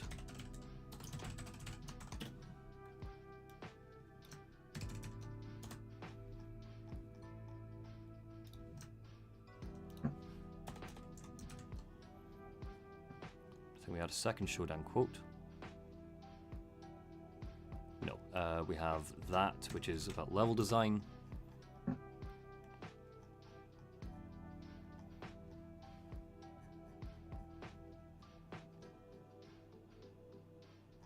Level design was earlier. Yeah, again, I've got so much on level design. I'm really beginning to think that I might need to split this out. Who knows, maybe when I'm writing, I'll think not all of this is relevant. You know. Cool. Bum, bum, bum, bum. And then the big one talking about immersive sim stuff.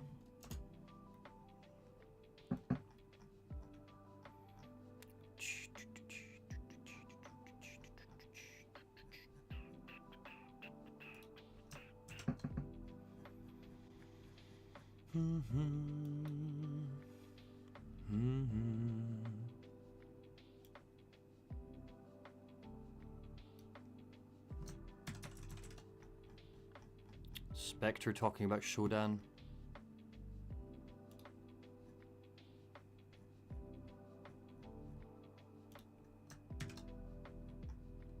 Just put this underneath because it's going to upset me otherwise.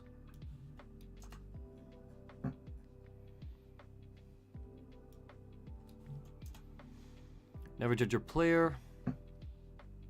Not allowed to say the word puzzle. Yeah, cool.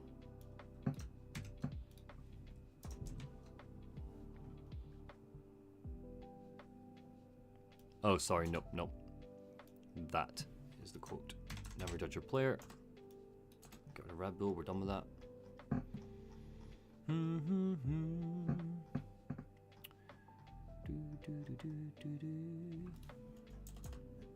This also goes into immersive sim.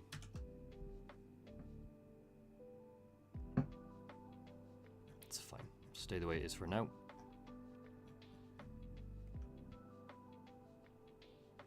A good tip for writing in English, don't use very.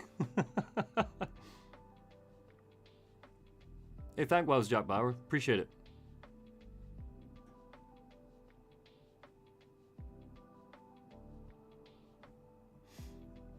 Okay, so oh yeah, cool. Still here with Looking Glass. Warren Spector was the director of Epic Mickey and has described the game as an immersive sim. That is definitely going in the immersive sim section.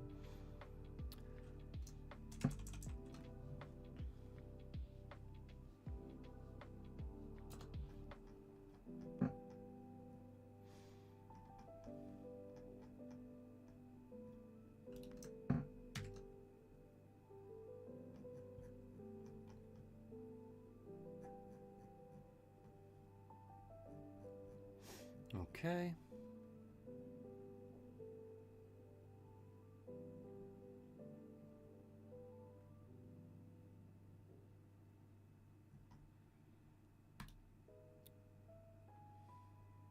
Cool.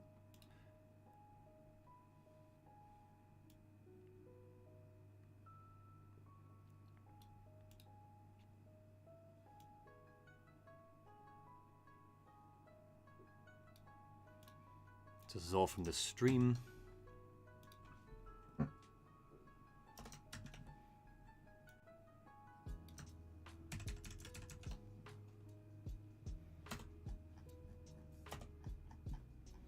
Again, talk about making Shodan feel real.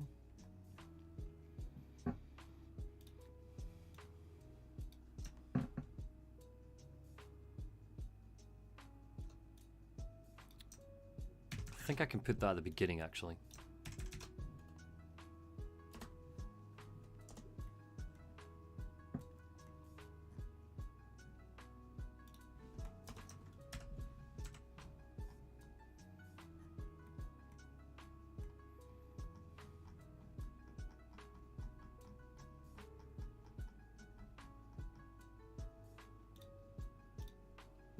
Upward hikes.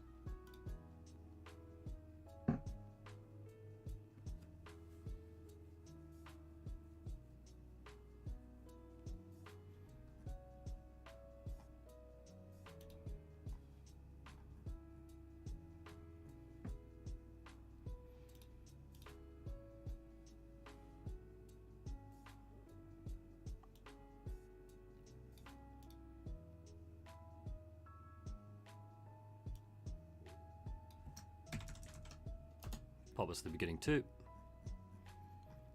Again, whether or not any and all of these quotes make it into it is a different conversation, but it's just so I have them and I have a sense of where I think they should go.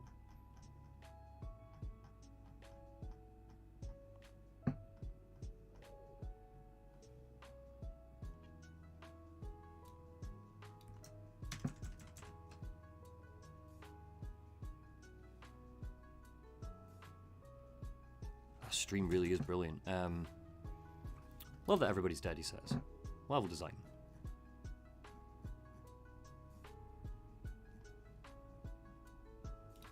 Yeah, more and more I think about it, I think just environmental storytelling is probably going to get split out to two. Which is perfectly fine.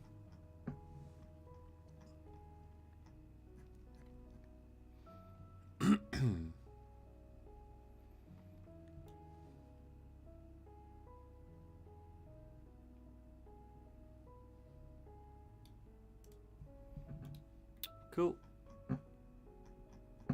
Cyberspace.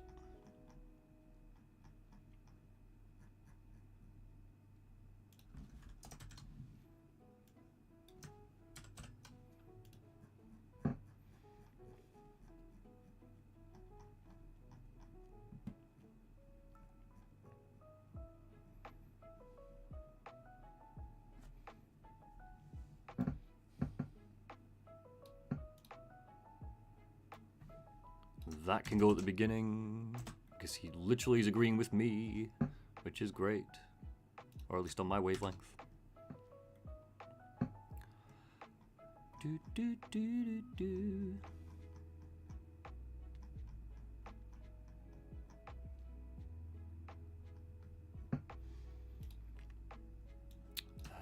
Leaning, immersive sim, baby.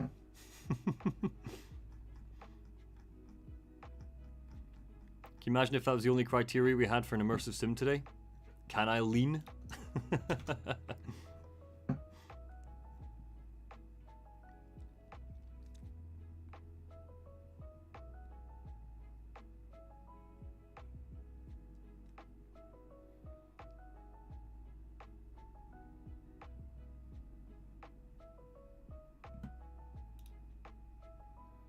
See you later, Hakai. Have a good weekend.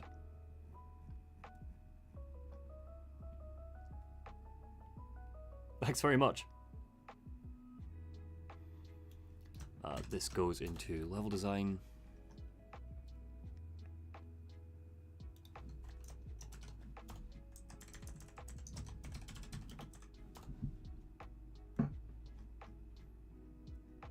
Sorry, Rob Waters, not Rob Spence. Rob Spence is our Iborg.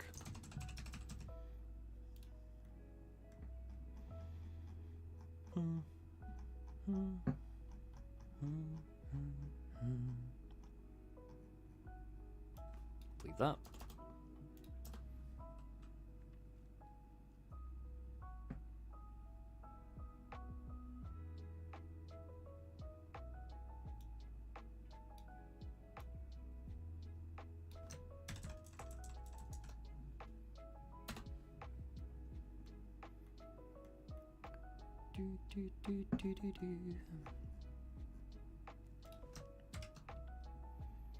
Talk about how old it was.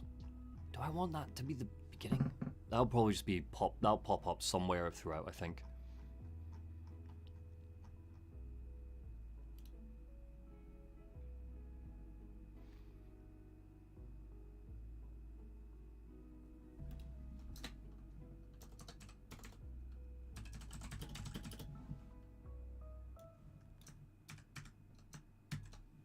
That's just going to go into miscellaneous.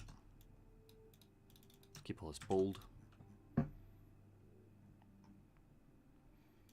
Art direction. Music. Perfect.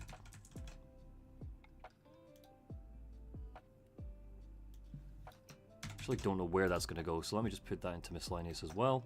Because I'm not going to do a whole section about the music. I'll just mention it. Art direction.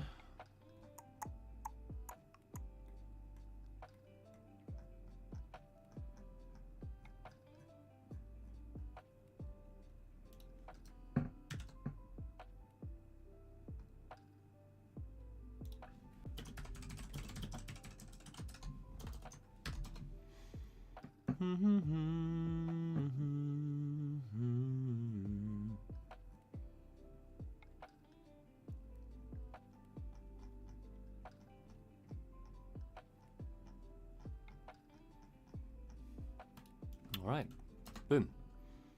Into the futurism research. Let me take my cast of characters and put them into the timeline. Oh, whoops.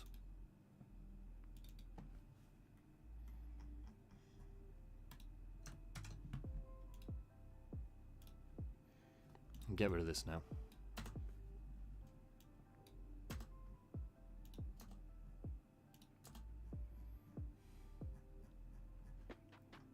Yeah, cool. We're just into the transhumanism bit now, if I remember rightly. The questions. Great.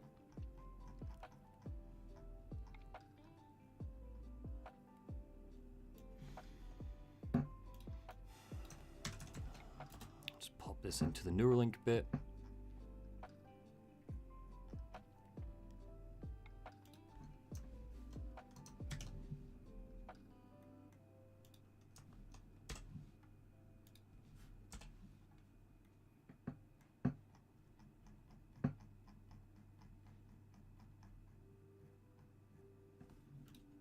These questions right at the end. Getting in the way.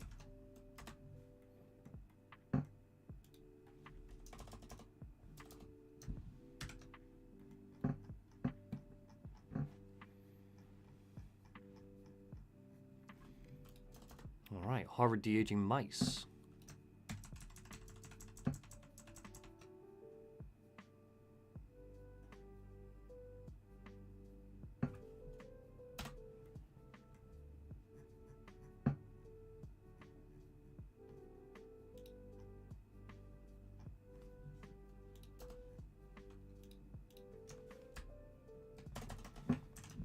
There's something about the Pokemon music that always just gets me in the mood to play a Pokemon game, even if it's not going to be very good. You know?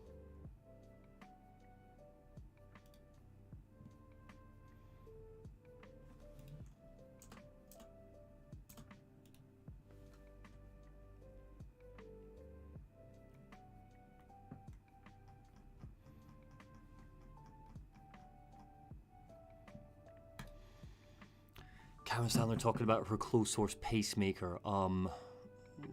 Where do I want you?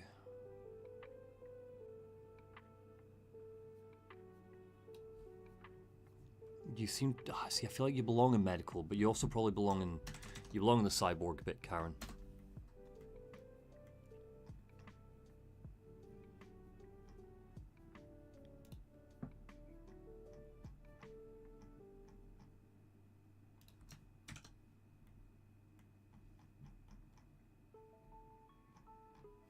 And while I'm at it, so does Rob Spence.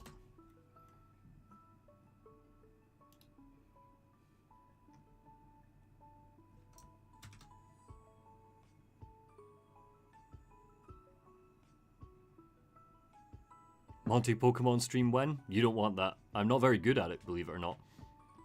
Like, I know they're not, like, overly complex games, but I'm just generally not good at them.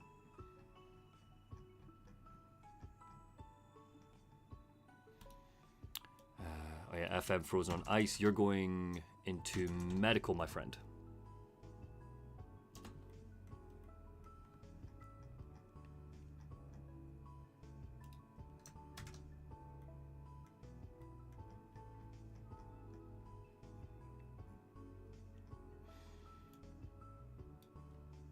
Super intelligence, super longevity, and super happiness. That's going into uploading yourself to the cloud.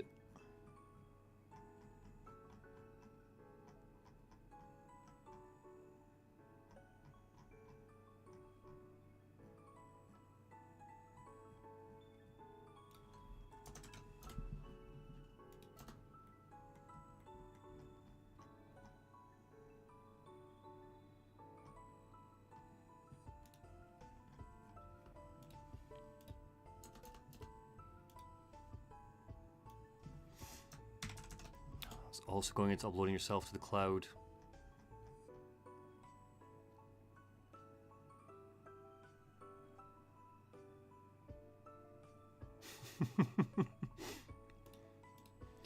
You know what? Maybe one day, Alfie. Maybe when I think like, oh, I've got a Sunday to myself, I'll dick about and play a bit of Pokemon. Maybe one day, but I'm not making any promises. Do not commit that.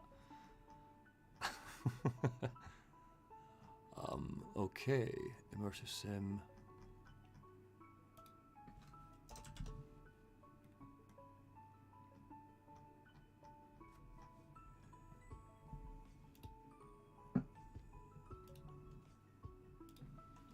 Just make this easy for me to follow later when I'm doing the references afterwards.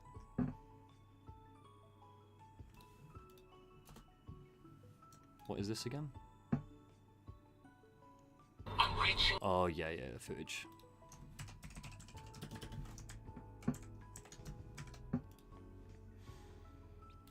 Cool.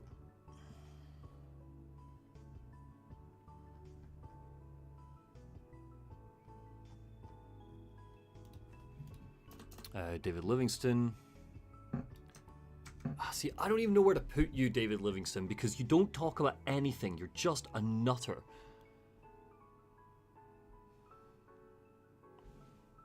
I think this might go into the cloud.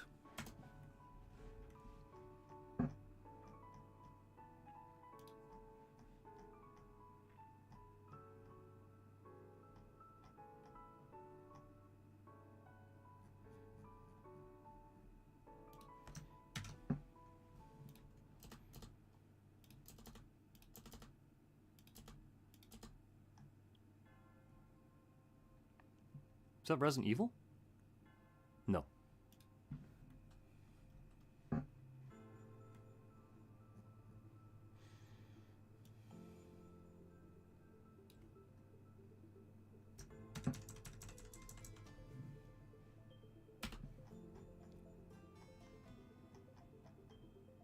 This goes under class.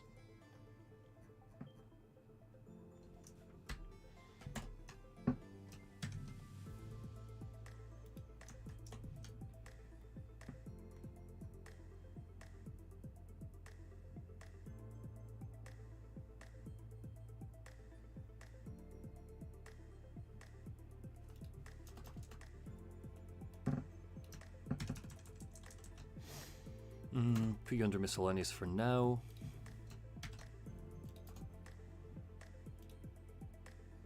I did look up his vulnerable world hypothesis. I've got that covered.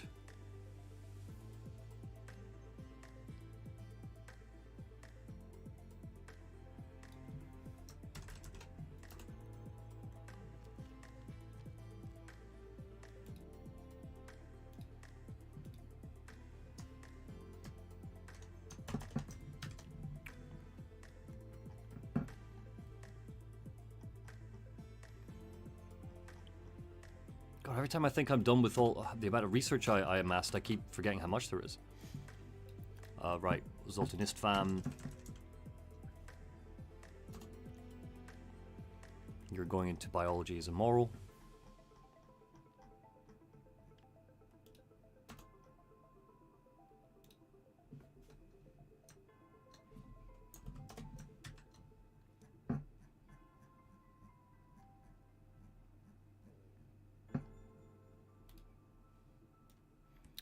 Climate change.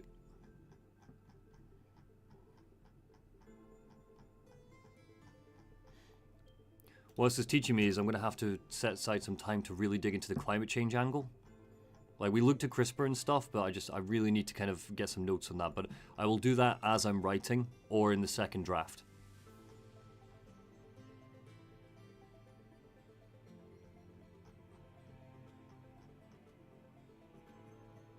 I mean, I've got enough to say in level design. You know, it's like, do I really need to go in that deep with climate change?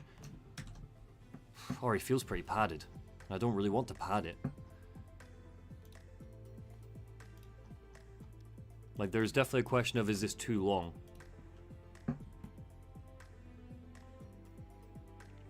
Chris me asks, is FF7R any good? I love it. I love it.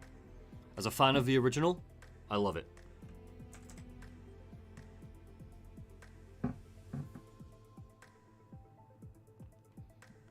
Is it not Recall on Birth?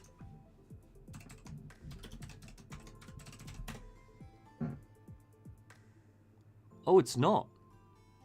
Oh, my bad. Chris is like, I already have so many things to play. Yes. Yeah, you me too, bro.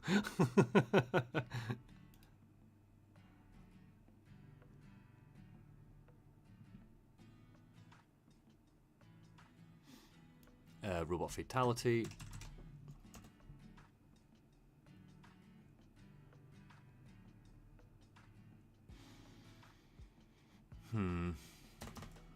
Okay, let's just now tidy that bit.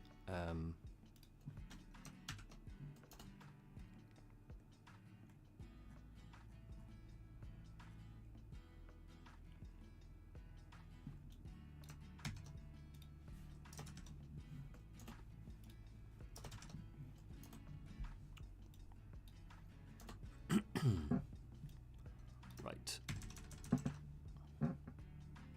It's gonna go. Is this Animal Crossing again? Yeah, it is. Good. God, the Animal Crossing soundtrack is so good. Like, you know it's good, but it's just always good just to chill to it.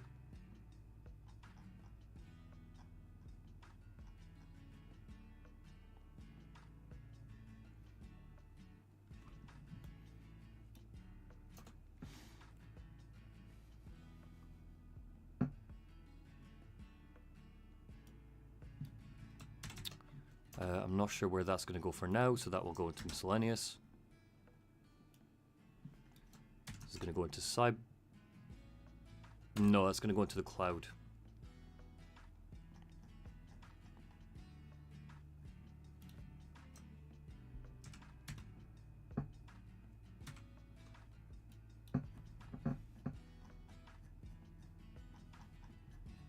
Yeah, yeah. Cool, cool, cool.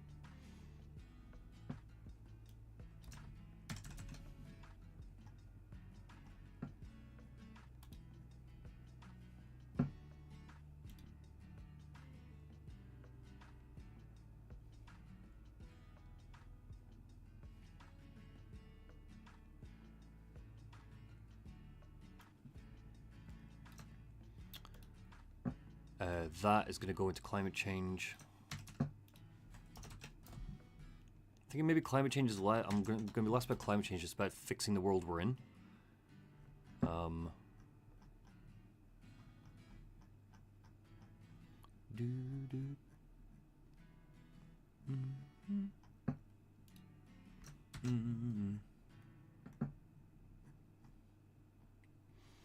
The pill is the first transhumanist invention. That also goes in there.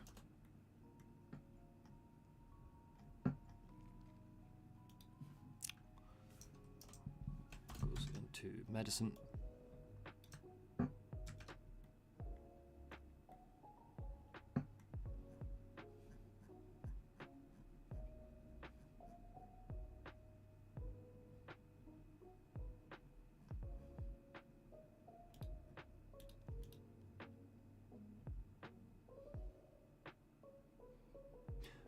You're talking about what the third re will be?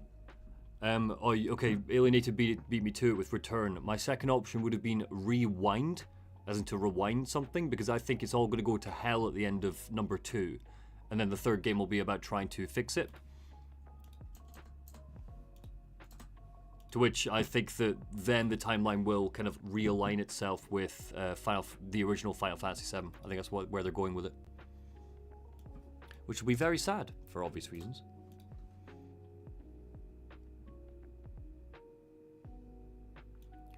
Mark Derry is comparing it to Ayn Rand. That's also going to go into miscellaneous. Cool. Almost there. Some questions I have. Okay.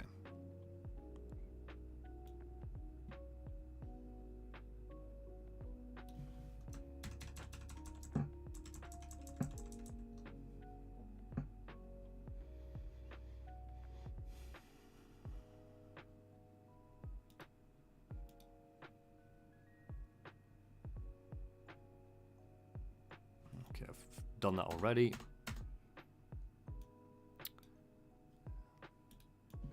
That's going into the cloud.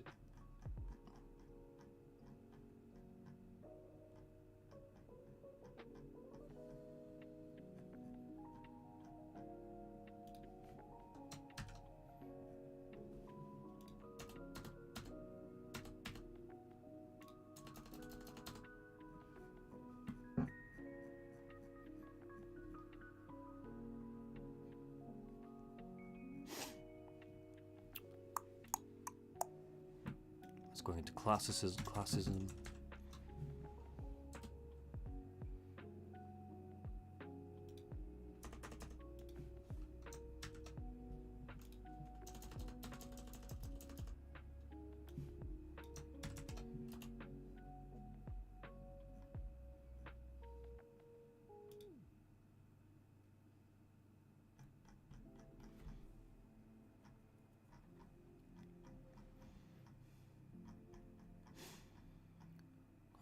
Boom, boom, boom, boom, boom.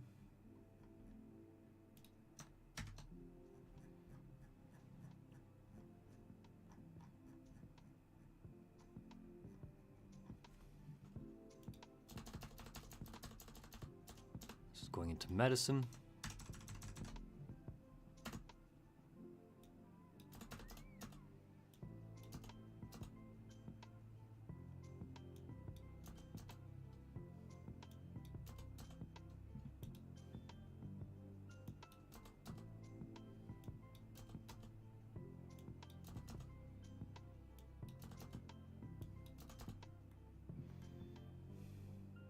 What was this again? This was classism? No, this is medicine.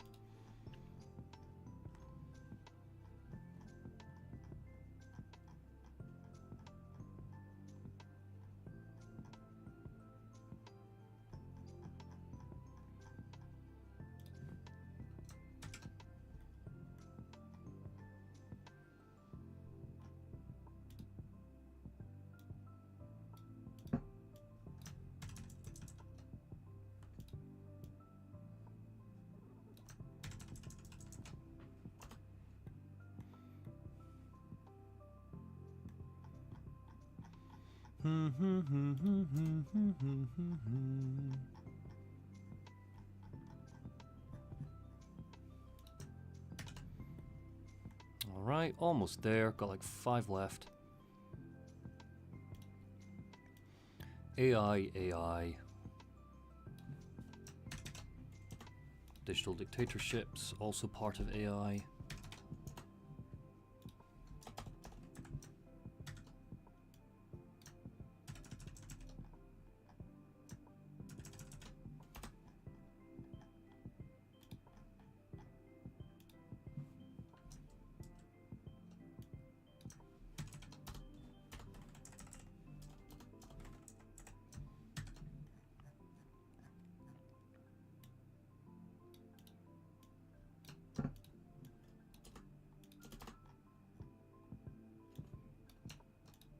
That goes to miscellaneous.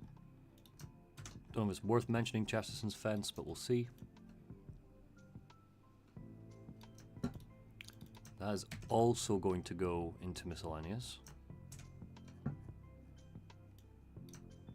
It's going to go into cyborgs.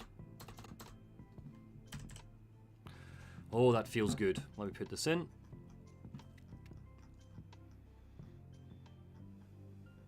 And next, I'll design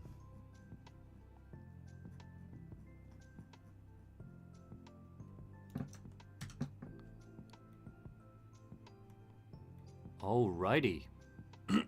We are practically done.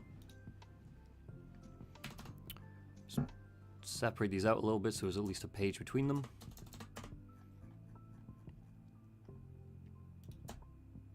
Again, this is all going to get messed up as we write, but it's just good for me,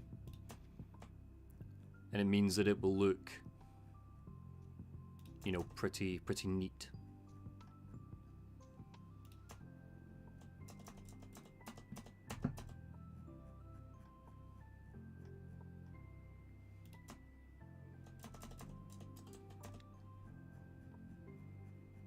Perfect timing, actually. Miscellaneous. Great.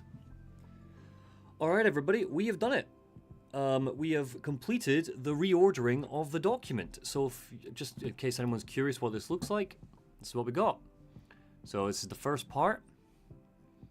Second part, I've separated them the lines, so it's plot, game thoughts, transhumanism. Plot, game thoughts, transhumanism. Oh, transhumanism, there it is. Same again, so I've separated them all out, so I now have kind of like notes for each section. But as we go, these will be getting moved about. Some of them will just be getting cut all together. A good chunk of them are going to end up in the miscellaneous pile. This one, which is when the first draft is done, I will use this as a foundation of when I'm going back through to think, do I need to add this, you know, or can I cut this sort of stuff. Right now, this is the stuff where it might just help me, but I'm not planning to put it straight in. So yeah, really, really happy. Which means, you know, this means we can start writing.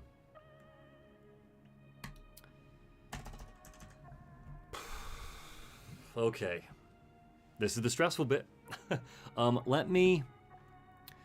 give me a second. What I'm going to do is I'm actually going to copy this. Just that this is more for me, because, again, I'm planning to take a lot of this stuff and turn it into a scripted video on how I make video essays later on. So, oh, this is too loud. Let's turn this down a wee tad.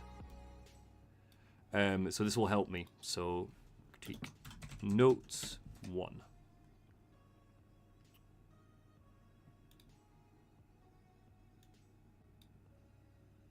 Save. Okay. Great. And so that can just live over here with the timeline.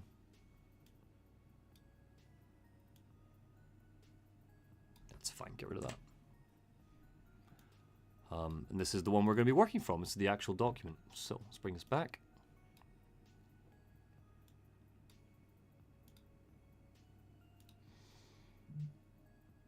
No, I just buzzed. What was that? It's Papa John's trying to convince me to have a pizza, but I'm having meatballs tonight, Papa John's. Okay. what's the opening line going to be? The critique. What am I doing?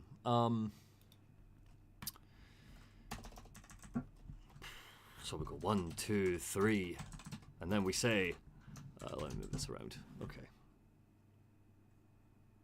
Nice wallpaper. Thanks, Isak. Yeah, it's just the System Shock one.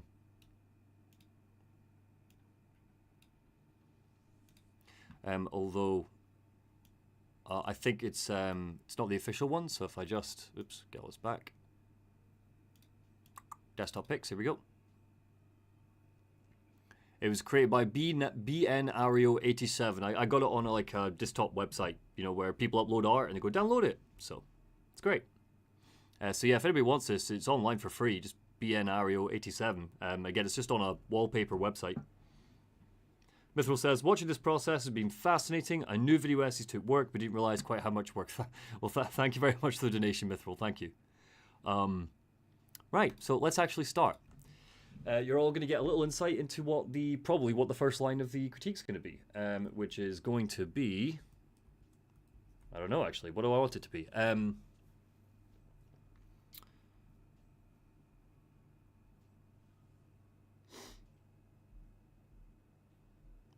What do I want it to be? I mean, I feel like it's become a bit of a staple at this point that I open each critique with a kind of a thing that's loosely relevant to the topic we're talking about. So, you know, so I could talk by, you know, I could open with just a transhumanist quote. I could open by talking about, you know, Neuralink and the monkeys that died. But I'm not going to do that because I feel like that's a little bit predictable. And I don't want to get into a rabbit hole where I'm just kind of, you know, the style is the same every single time. So we're going to talk about the game. We're going to open with the game. Hey, Olive Tree, perfect timing. We're just about to start writing.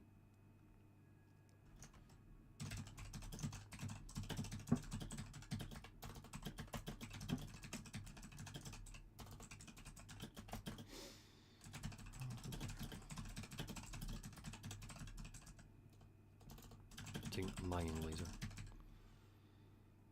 Aimed squarely at Earth. This comes with a myriad of challenges.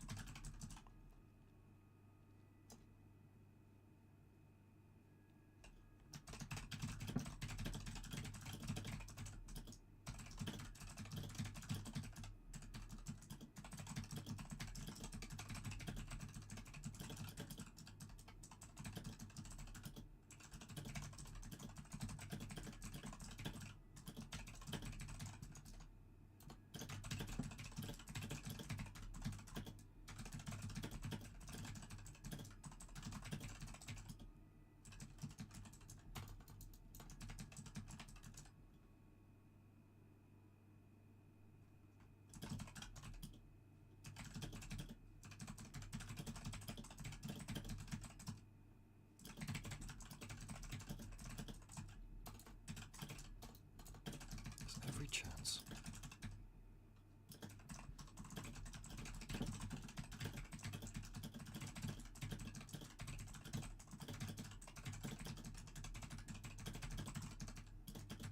Video game logic, right?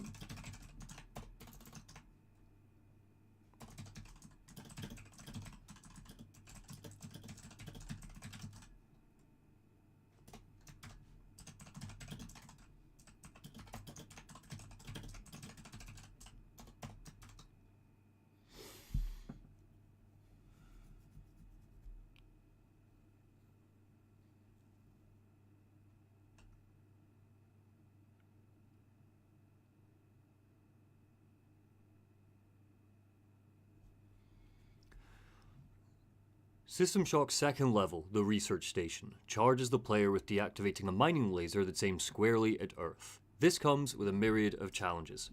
Finding the damn thing is tough. It's buried behind keycards, locked doors, security turrets, and a maze-like design that you're likely to get lost in.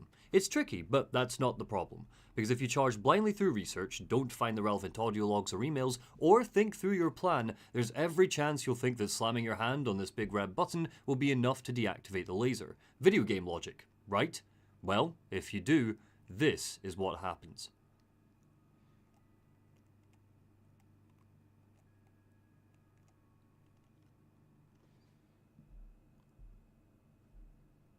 I like that.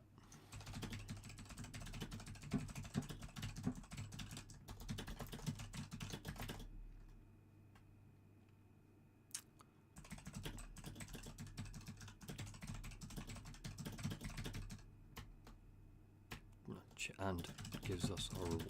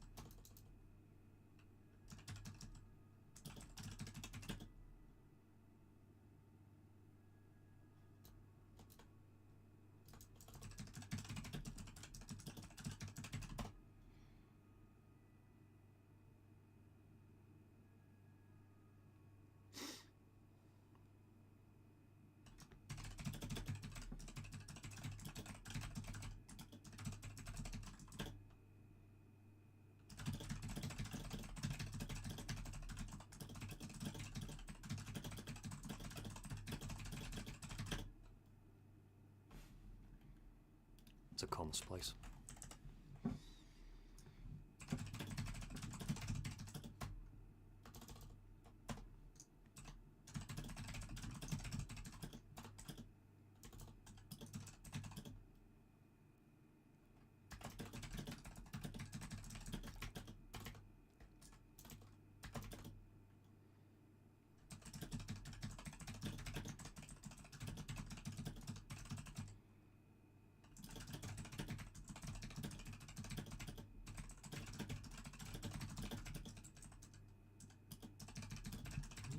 All the titles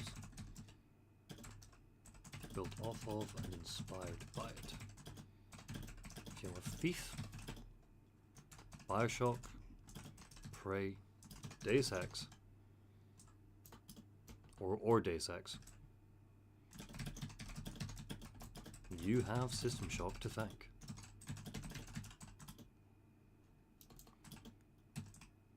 So we've got to give some love to the OG.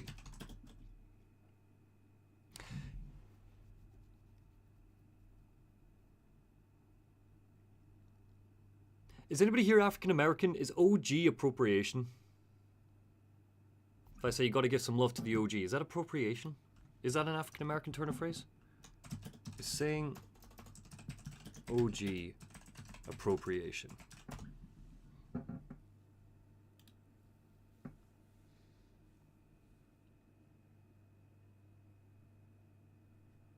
Oh, maybe it is. Shit, okay. Abstruse? Yep. Yeah, Chris, so I've been using the term obtuse my whole life, and it turns out there's a much better word, which is abstruse, which basically just means like it's difficult to kind of find your way around, whereas abstruse means something's kind of dense.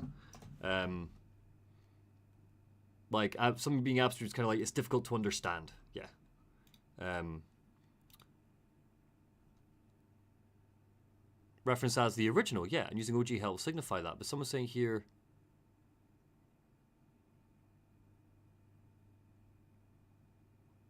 OG stands for original gangster? Shit, I did not know that. I thought it was just OG as in like original. Original, you know?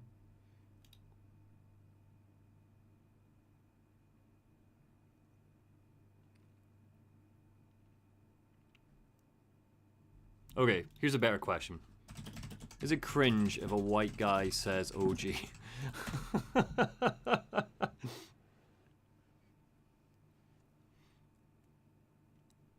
I'm not asking about the M word, Guardian.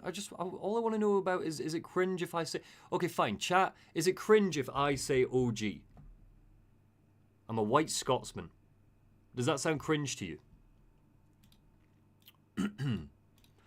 If you love Thief, Bioshock, Prey, or Deus Ex, you have System Shock to thank. So we've got to give some love to the OG.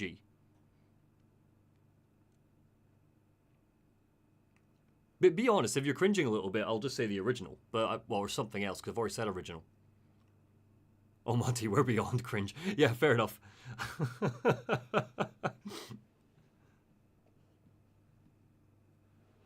I'm keeping it. Maybe I'll cut it in the second draft. Christ, it even started. The running gag of immersive sims using 451 as a door code. And its producer, Warren Spector. How do you spell Warren Spector? Is it Spector? It's Spector, right? Warren Spector, yeah, perfect. Warren Spector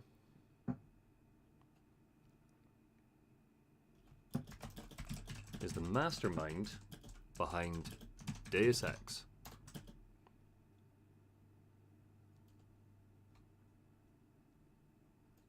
Maybe you could use it in exchange for them using the C word. Look, if more people use the C word the way Scots do... Actually, I take that back. Not Americans. Sorry, Americans. Neil and I both agree that we've heard Chase say the C word. And anytime Chase does it, we love Chase to bits. But it makes us deeply uncomfortable. Because they're like, Americans, you chew your words. Not in a bad way. It's not a criticism of the way you speak. I actually quite like an American accent. But so hearing you say, like, can't, you know, like, I'm not saying it properly, I'm you know, but you chew it, so I don't, again, use it, do it, but I don't like hearing it. Yeah, Neil and I were talking about that the other day, because Chase said it on Chase said it, I think on a Kingdom Hearts, maybe, ages ago on a lore dump.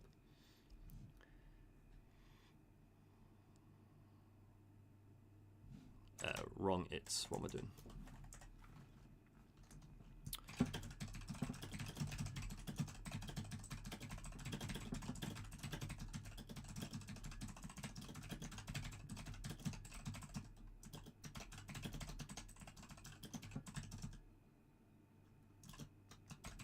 It's a remake, and a very faithful one. An incredibly faithful one.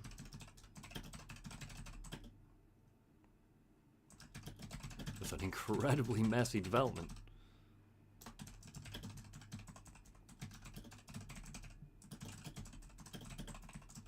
It's fantastic, and is more accessible. Contains a lot of that complexity.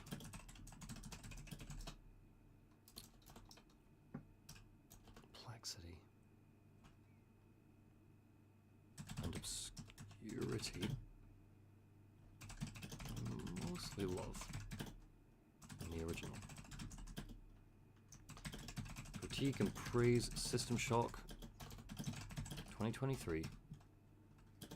Just to critique and praise central design of System Shock 1994. No, get rid of that.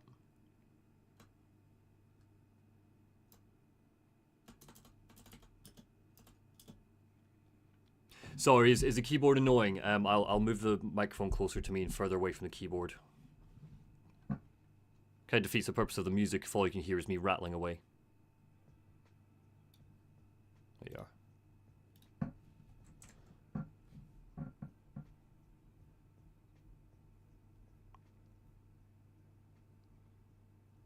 Well, see, in Scotland, Arcadia backed this up. In Scotland, sorry, we're talking about the C word. In Scotland, the C... Oh, that was genuine. Fair enough, Taylor. Sorry, I'll put it back. In Scotland, the C word can either be a term of endearment or it could be a really good insult. You know, you get people that call you a good cunt.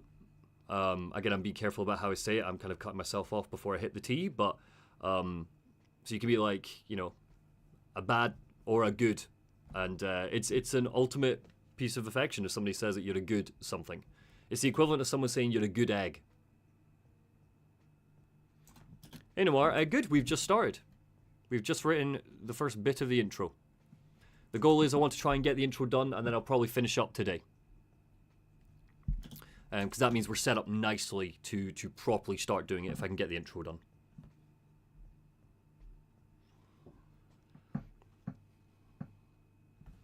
Okay, right. I'm putting them. I'll put the microphone back then. There you go. Keyboard back. So, what are we gonna say? Sorry, just so you know, to the left of me here, I've got the PDF open, the manual. It's just good just to have it there. So if it sounds like I'm looking away or anything, I'm referencing the manual. Because I'm keen not to kind of keep bringing things on screen while we're doing this and just keep it on the Word doc.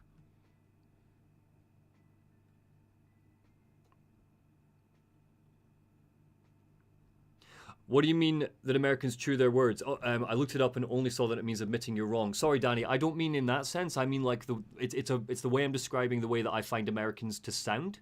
Like when Americans speaks, it sounds like they're chewing each word. Each word is quite elastic in an American's mouth, I find, and I like it. I like it a lot. But when it ruins the C word. You know, is my 2 cents. An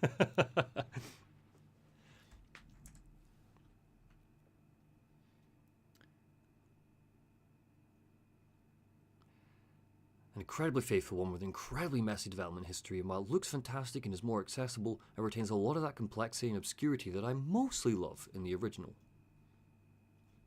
But more importantly, it doesn't lose sight of the original game's biggest thematic focus: transhumanism.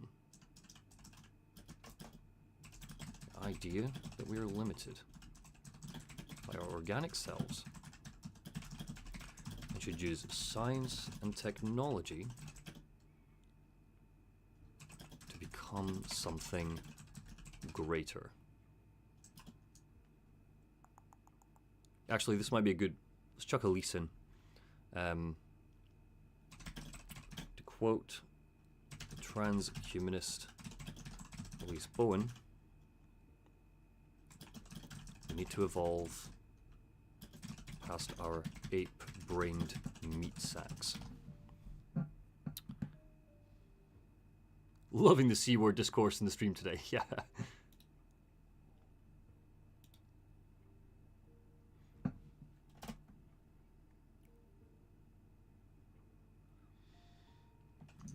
Just like the games that it inspired. Games it inspired.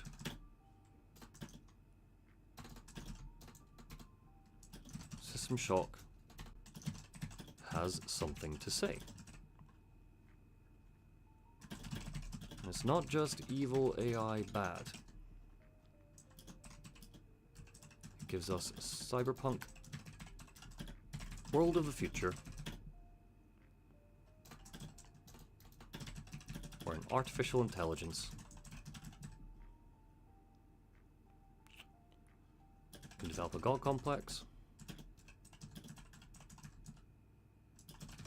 where augmented humans are common,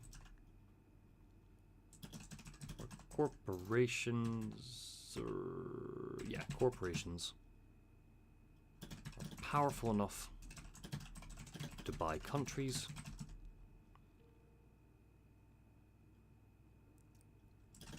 through it all are digital strands asking us if this is the sort of world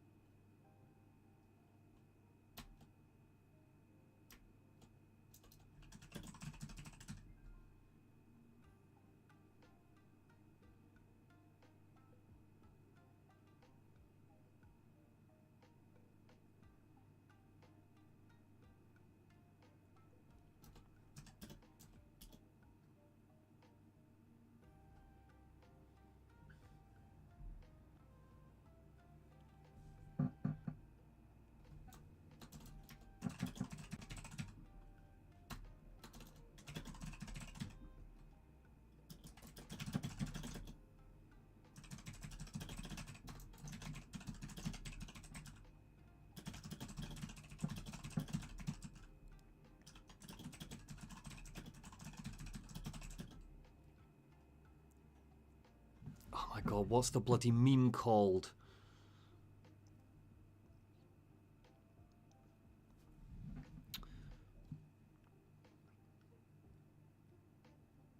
Chat, I'm gonna have to ask you for help. How the fuck do I find this meme? Okay, so I'm thinking of the meme, and I can't remember what the hell it's called. It's the meme where it's like, you know, sci-fi author. It's the Squid Game thing. It's like, I made this, and to show how bad it is, corporation, we finally made it based off of that book that says it's bad. You know what the hell is it called? This is gonna kill me. How the hell do I find this out? Sci-fi Squid Game meme. That's not gonna help me, is it?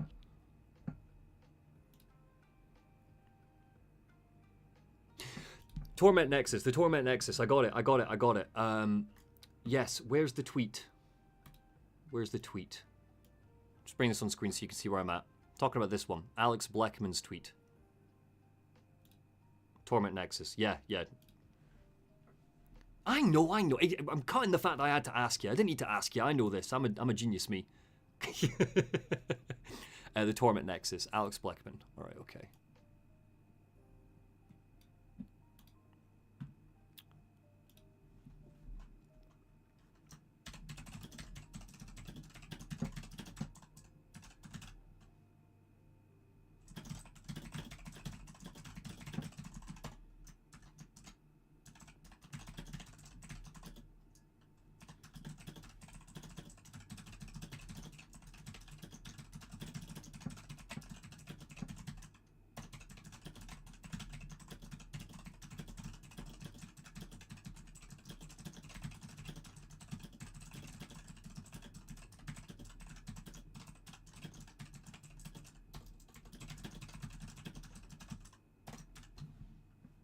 Lovely.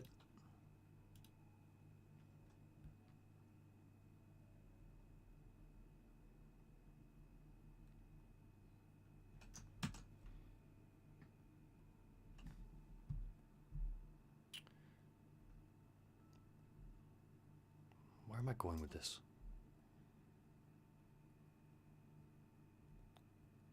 I'm linking it back into transhumanism.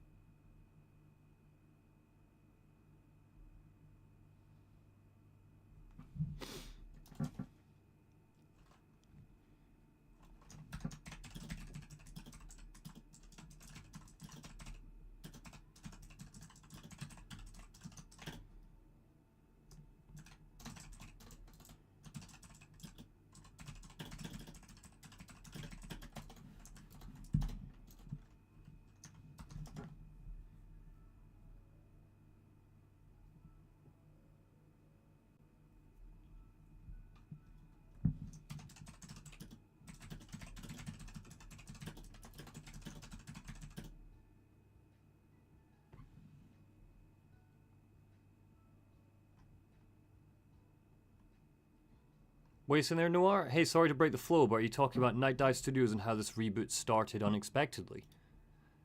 I'm going to mention a little bit about the messy development process, but I'm not going to kind of get right into it. But that was part of the research stream. I've got all of that kind of buried in the notes. What's our main character, the hacker? Will never comment or argue with Showdown.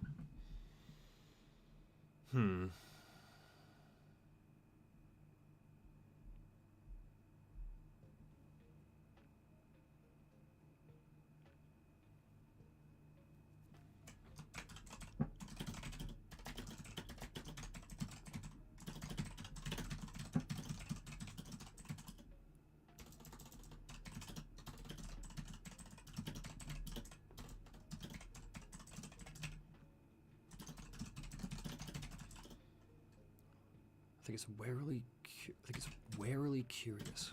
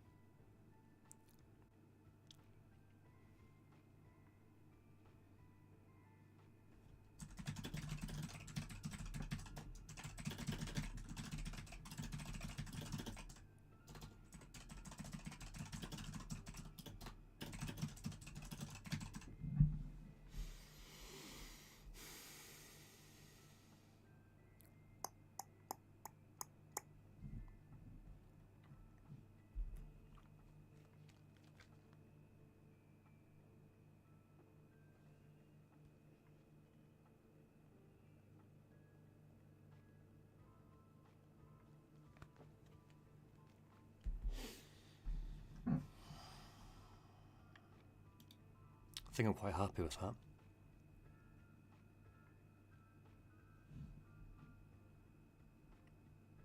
I think I'm very happy with that, actually.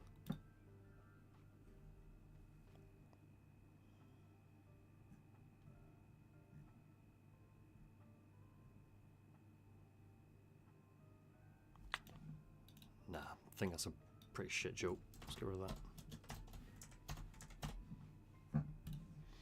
If any of you are curious what these lines mean and why I'm using them, you'll see when we start recording. But it's effectively, it's the video essay YouTuber thing where I say something and then like my next line effectively cuts it off quickly. It's just so I have that for when I'm recording.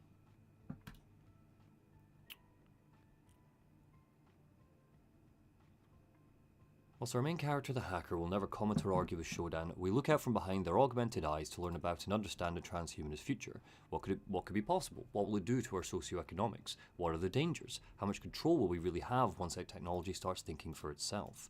What comes after the hack?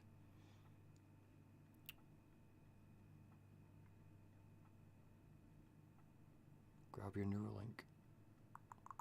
I think I like that a lot, actually.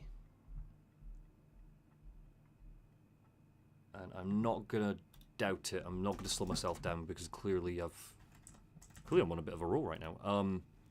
Okay, opening. Talking about the corporations.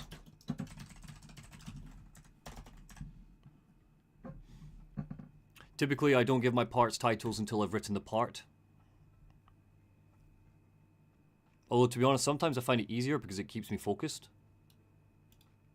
But only if I've got one to mind. For example, I know that the combat bit is going to be called Biology is Immoral. Where do I want to go with this?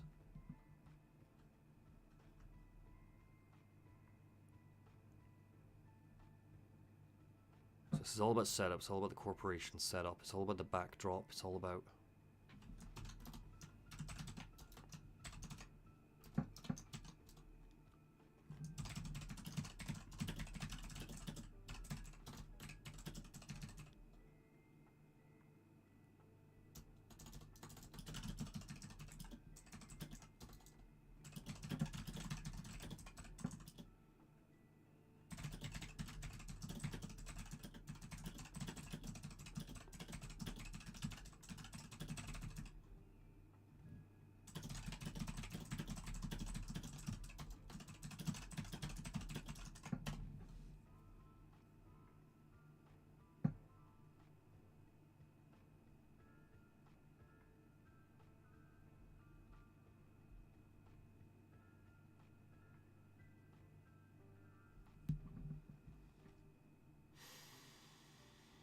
The manual.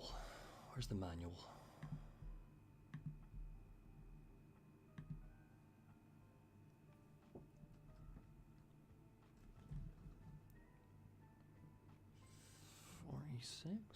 $46 years.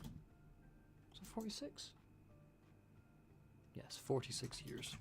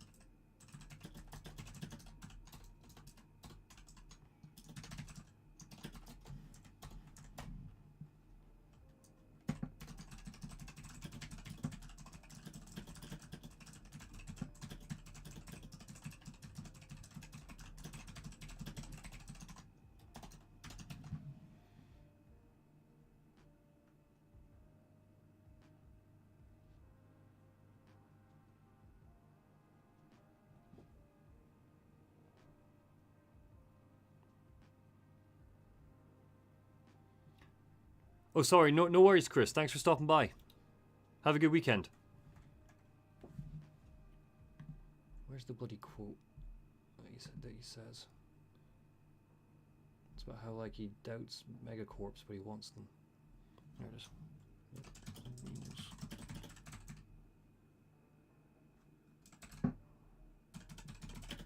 Bloody hell. I doubted it as well. Move too slow. The advancement and innovation required to save our species. I once felt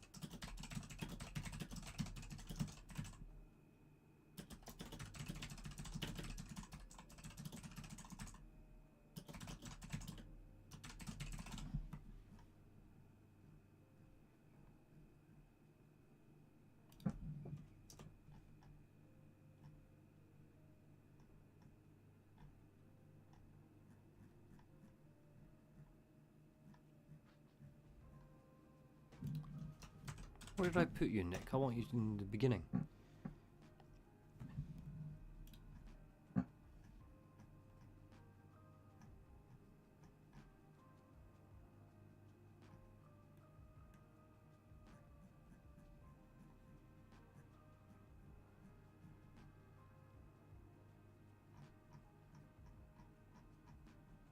Oh, bugger me, I'm writing in the wrong document. That explains a lot. Haha. Oops. Okay, right, give me a second. I need to swap some things over. Boom, boom, boom. Yeah, so I wanted to keep this one. I want to copy it. Can I just copy it? Yeah.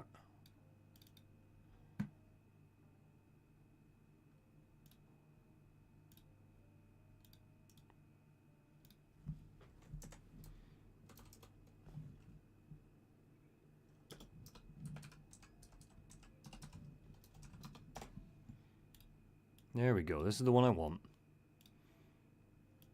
Whoops. God, good thing I caught that early. I was certain I put Nick Bogstrom into the actual opening. Okay, good. Let's just copy this.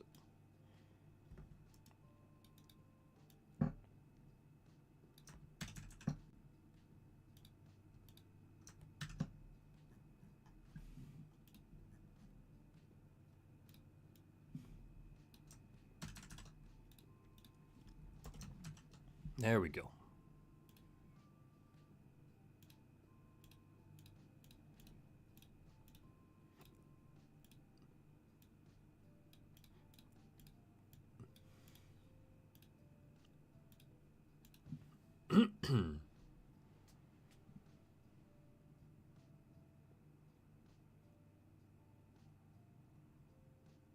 More like Nick Bottom, lol. Yes, very good.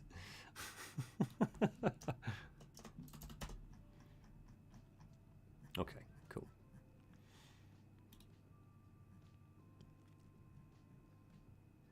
Yes, good. Here we go. Here we go. Vulnerable world hypothesis.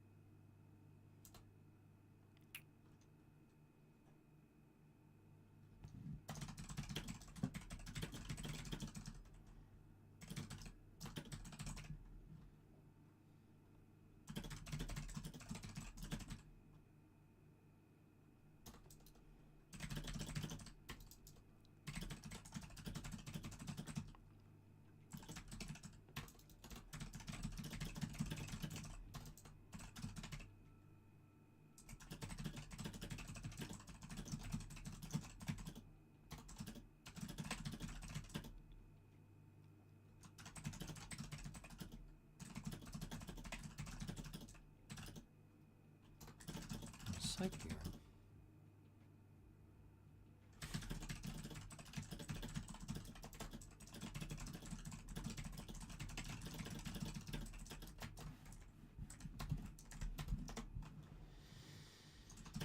Time passes.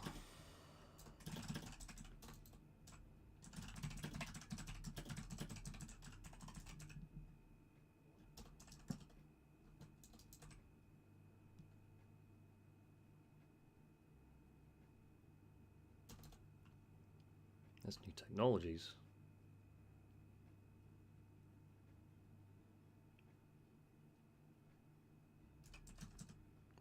Hey Brian, thanks for being here. I'm afraid I'm not much fun today because I'm just writing, but the chat seem to be entertaining themselves.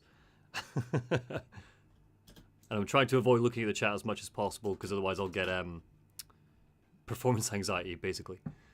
Humanity invents new technologies.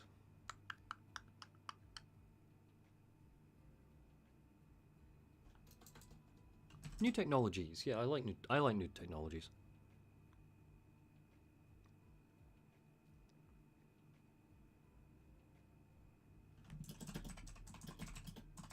Lots of white balls. For example, the wheel would be a white ball. Or a phone.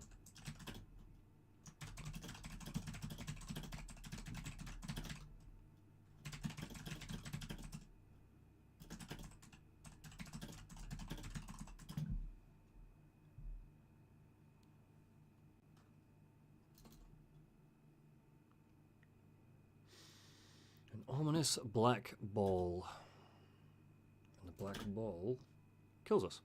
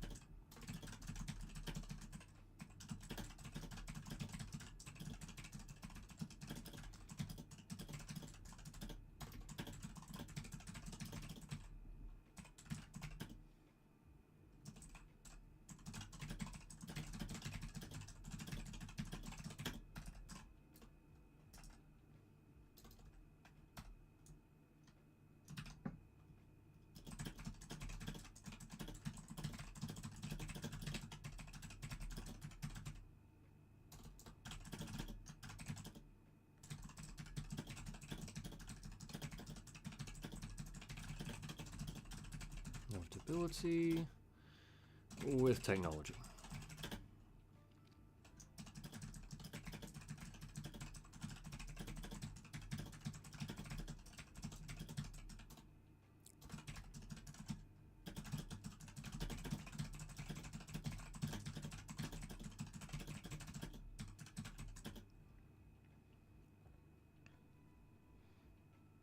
Thanks, Brian. Really appreciate it.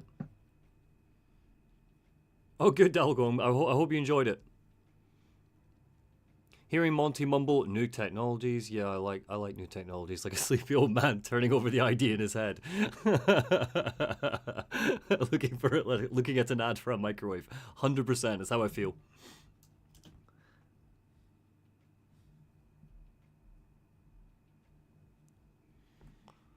Okay.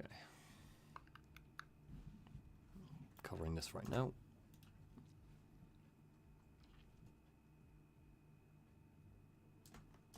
It seems like a paradox.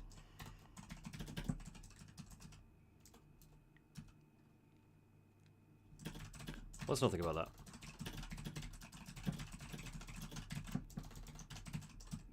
Makes real and boring and non-fictional. Back to Faustus.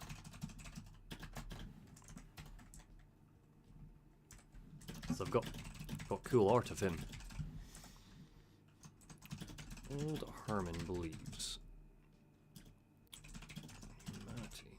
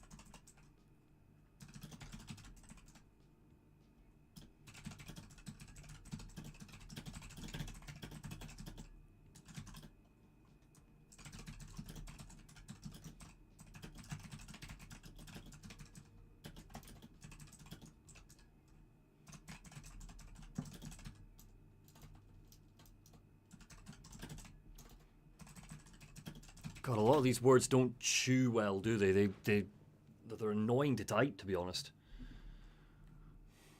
From Chartman's corporate history to business plans.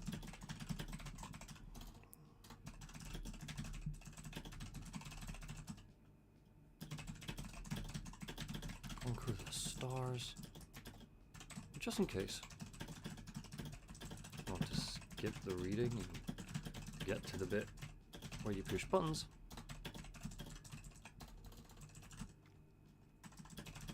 Game's opening.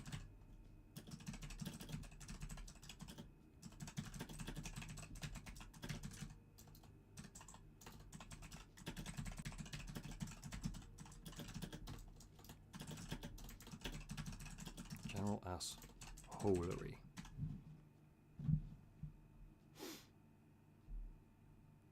And then we transit into the opening. Oh, do I take too long to get to the opening here? This is a full page.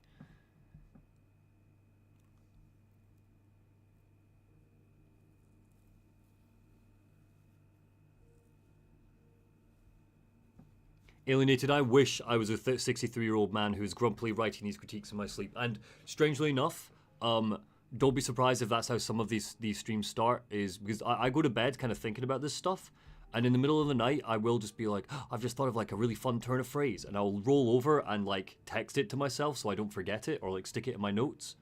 But yeah.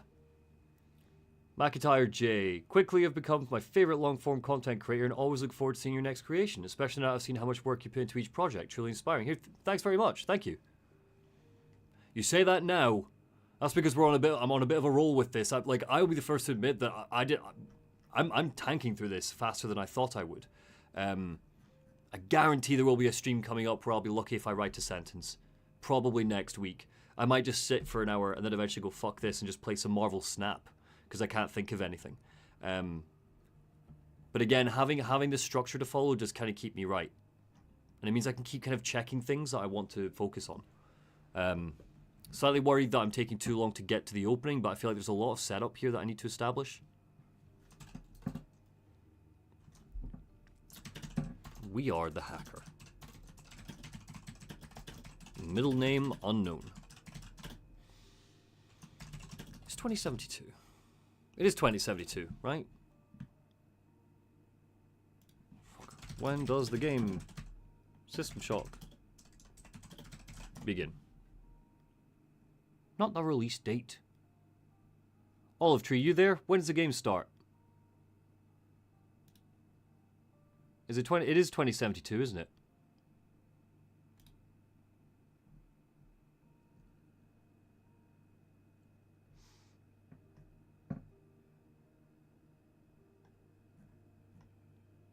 God, it really feels like... Yes, okay, 2072. April 7th, 2072. Cool, cool, cool.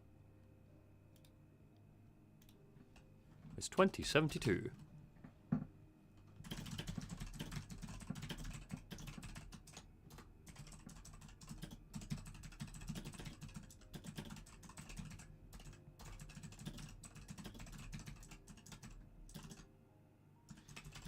Dusky buzz of neon. Flying cars. And drums.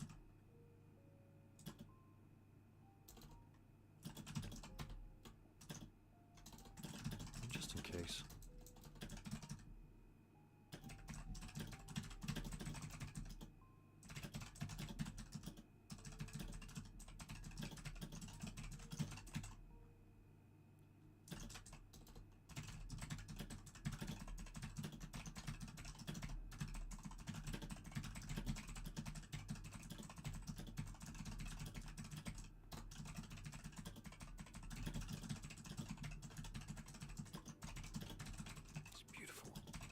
Electric.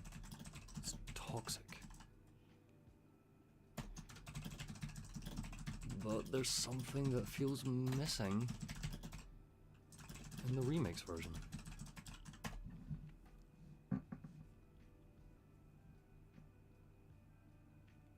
Olive Tree, you are the de facto System Shock expert. I don't know if you missed it earlier on, but you're in my references. You're in my miscellaneous, so you will be getting a shout out. Right there. Same with Gloating Swine as well. I'm not sure Gloating Swine's here, but I'll be referencing Gloating Swine as well.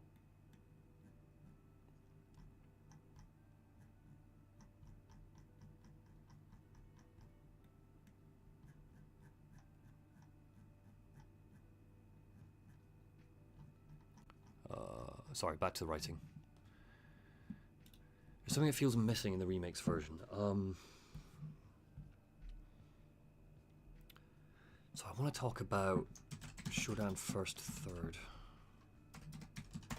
and her narrating the hacker's actions.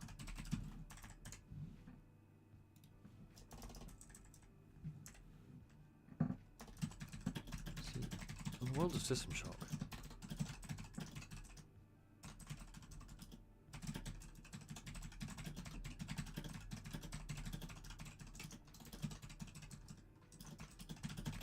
do this because there's something called, it's called the haze, fuck, what's it called?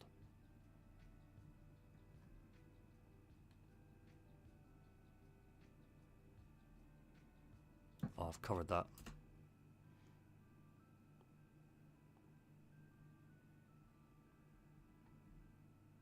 Ah, it's in the manual, 2 secs. Trying to remember the name of the bloody bill that lets TriOptimum take over the US.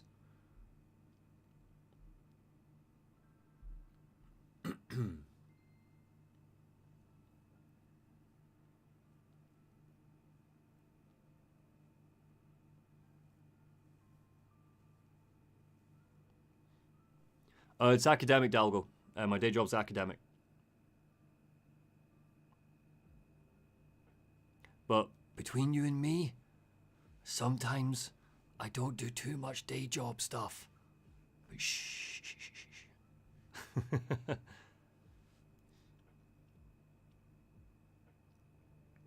Again, it's how I fell down the rabbit hole earlier on, looking at the Citizen app. You know, that was just on in the background, and I got a little bit distracted. And next thing you know, 30 minutes have passed, and all I've done is Google stuff. But yeah. Which reminds me, I'm probably going to try and get to that bit. I'm going to be coming off any minute now, guys. So what? Because I'm waiting for the Nubis to let me know she's on her way home. And when she does, I'm basically just going to go, cool, great, we're good for now, and stop there. Right, sorry, I was looking for this bill. Where is it?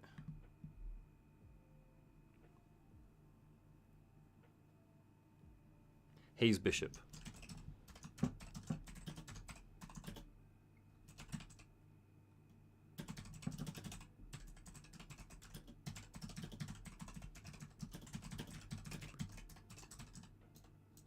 Two-thirds of, what does it say?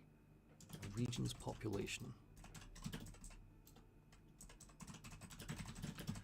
Sovereign government. The White House is still here, but it's lost its power. No worries, Olive Tree. Have a good weekend. See you later. No. Fun. Oh, Alienated, you stop that right now. Anyway, now, why the hell would the American government pass this bill?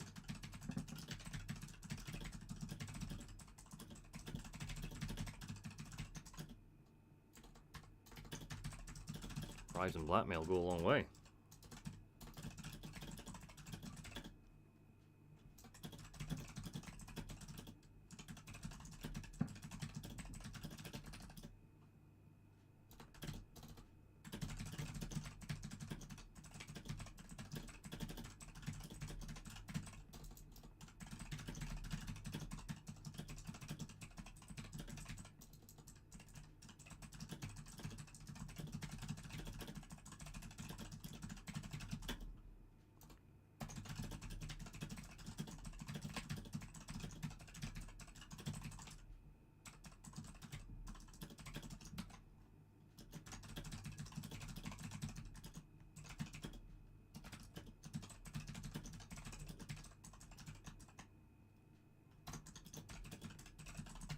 Actually happened. Now, you guys gave me the name of this. What was it called? Citizens United versus FEC. That was, I can't remember what the bloody name was.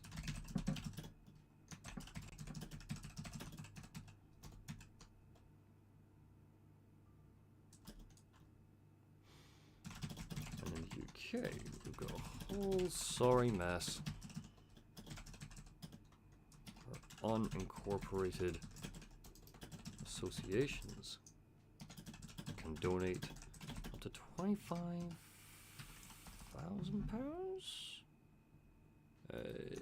UK £25,000. Unincorporated associations.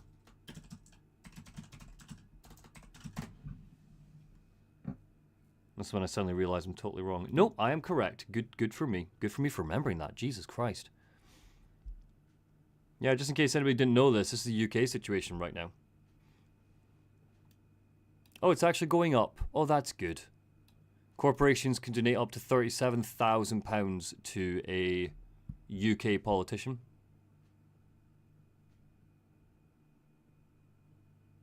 Sorry, unincorporated. Yeah.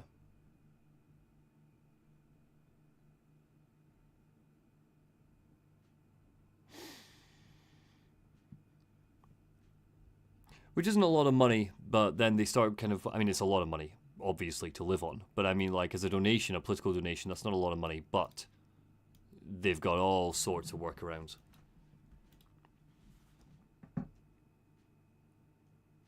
It's actually not relevant. I don't know why I'm talking about the UK. Because, again, Trioptimum hasn't taken over the UK, it's taken over the US.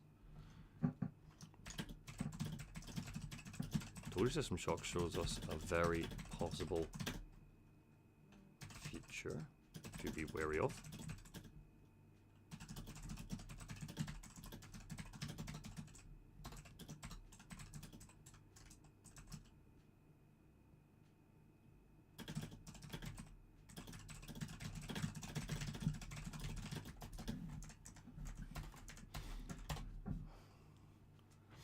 Lazy transitions are all about cutting yourself off.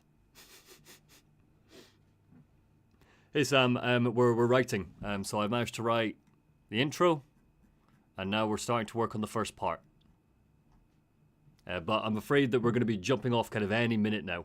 I'm just waiting on a text. Schmurder's Lord says, don't tell them. I mean, again, it's becoming quite obvious. Little kind of throwaway jokes and things. You're beginning to see kind of like, again, this is pure peek behind the curtain. And not to ruin anything, but I know for a fact that other video essayists do this thing where the bit that sounds like it's kind of off the cuff during a recording session is actually part of the script. But, you know, I'm sure that a bunch of you knew that already and you just enjoy suspending your disbelief. Next.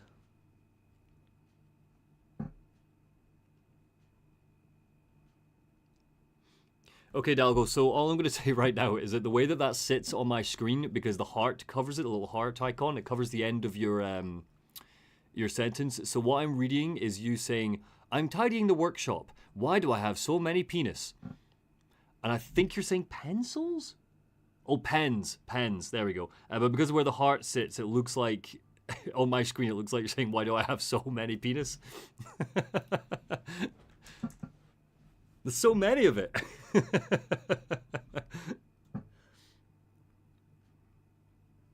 Shodan. Let's start talking about Shodan.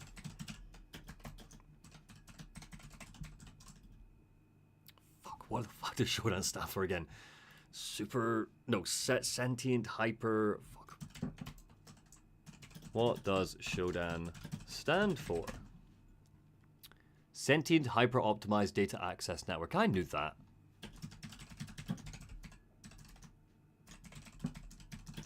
Data access network. Boy, it's going to be a mouthful to say. It's not truly ad-libbed, Chris says. Not that kind of workshop, Dalgo says.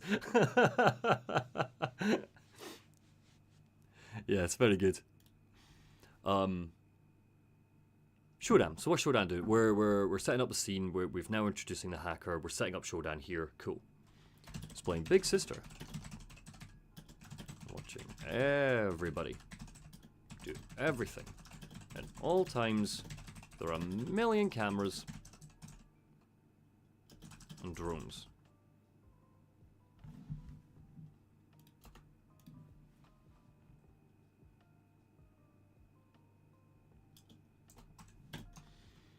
Can you imagine Bill Gates?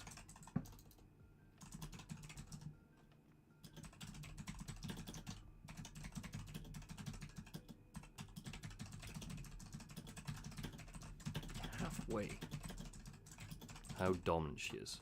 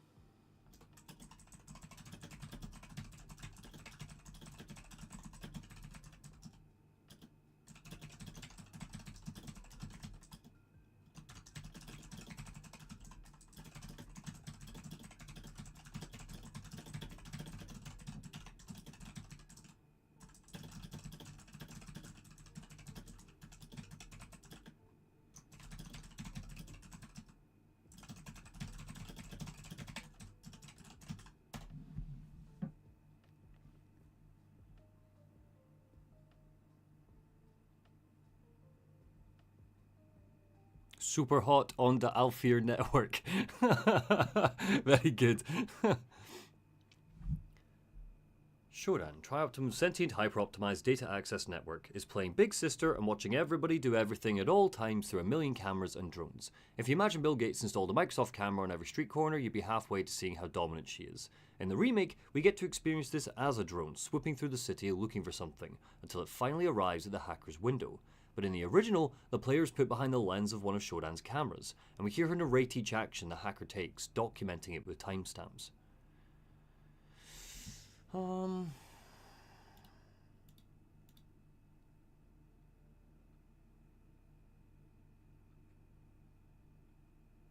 Too much of me saying camera and drone. Let's just get rid of drones.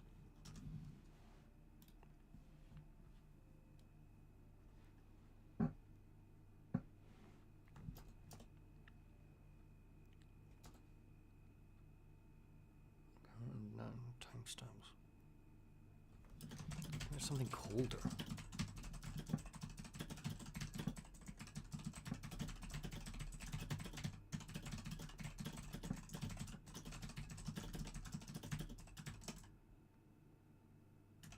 Inescapability? There's a sense of inescapability.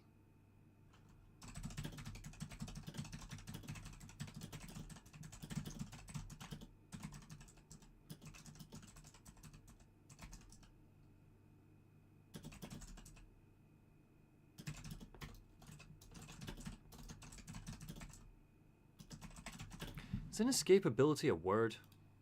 Inescapability.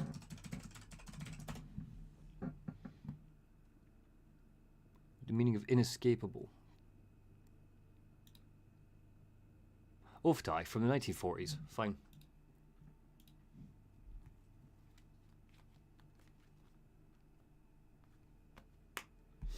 Okay.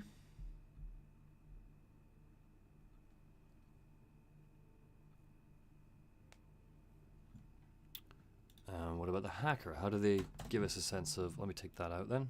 I'm not ready to talk about first and third person. We'll get there. We'll get there.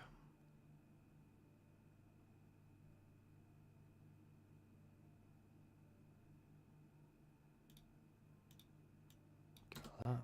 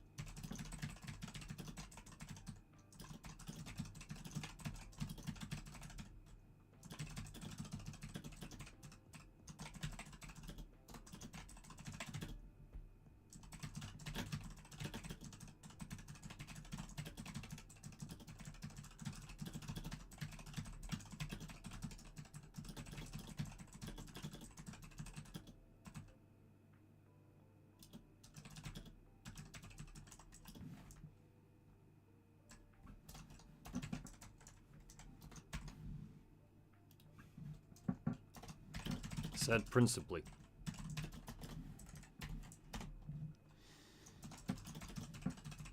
Thinking about making this video.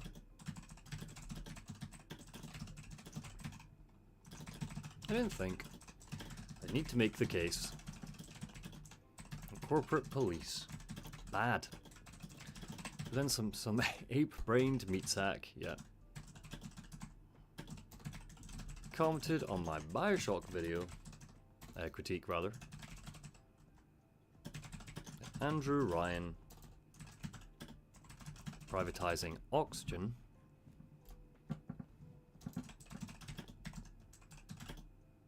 in Rapture was actually a good thing.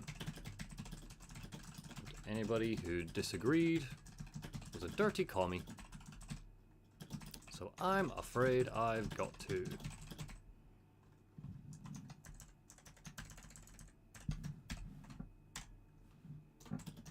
Just in case. Someone arching an eyebrow.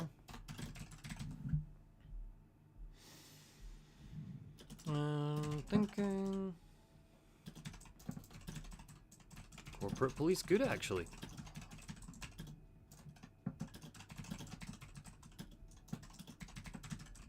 Bosch's probability matrix. Reckons there is.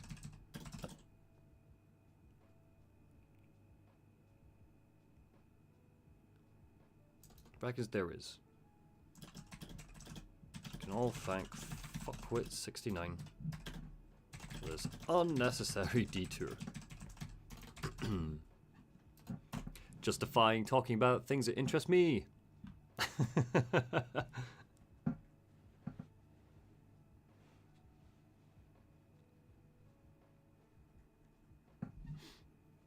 Oh, Alienated, tell me about it. I'm going to be taking out a good chunk of the I thinks. A good chunk. It just depends. It just depends on which bits. But yeah, normally I try to. Typically what we get from that is people going like, oh, you're trying to say that your opinion is fact? And I'm like, no, obviously not. Like, no. Yeah, we're going to talk about Citizen. So first, let me introduce you to the company LAPS. Play clip. LAPS. This is true, by the way, and when we get to editing, I'm going to have to find them so I can put the comment on screen. The guy that commented on the Bioshock video and was like, so it's actually good that Andrew Ryan makes people pay for oxygen when they're underneath the ocean because they're under the ocean, and that's a thing that he needs to make himself. And even though he has trapped people under there and won't let them leave, it is totally ethical for him to charge people for oxygen. And that guy's a fucking idiot. So I'm going to be getting that comment, but I'm going to be doing that off stream so that I can blur it and take out his name. Because I do that in all the critiques to avoid harassment. So I'll be doing that off stream, just full transparency. But you will, yeah. I mean, you can find it. You can find it yourself. But you do need to kind of scourge through all of the Bioshock comments. Sam asks, hey Monty, how would you generally gauge your page to video length ratio, a la 1 page equals 30 minutes, etc.? Good question.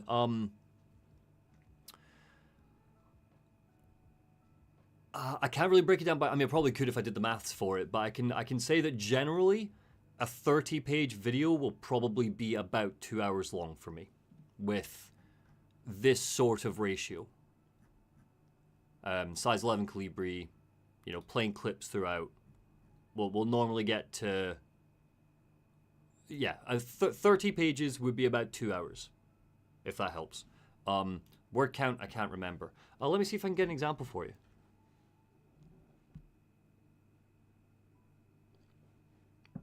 No worries, why do we like? I hope you are helpful. They're all in the VOD if you need them. Again, this bit, I don't know how interesting this bit's going to be for you. It's just me writing, but you never know. Yeah, but to give you a sense there, Sam, 30 pages, size 11 Calibri will equal about a 2 hour video. Right, yeah, let's talk about lamps. LPS. Or Los Angeles Professional Security. Just double check I got the name right.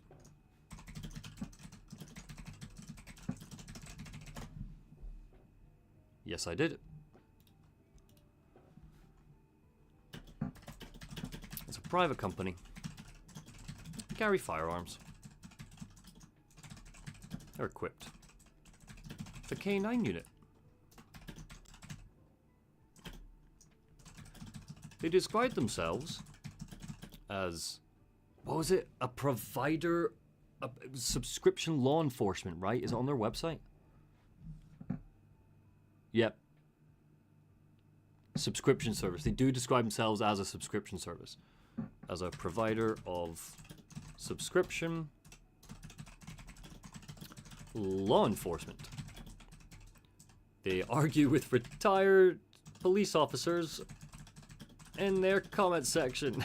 Because I still think that's fucking hilarious. Arguably the first kind of like 21st century documented example of someone trying to create a private police force, and they argue with people in their comment section.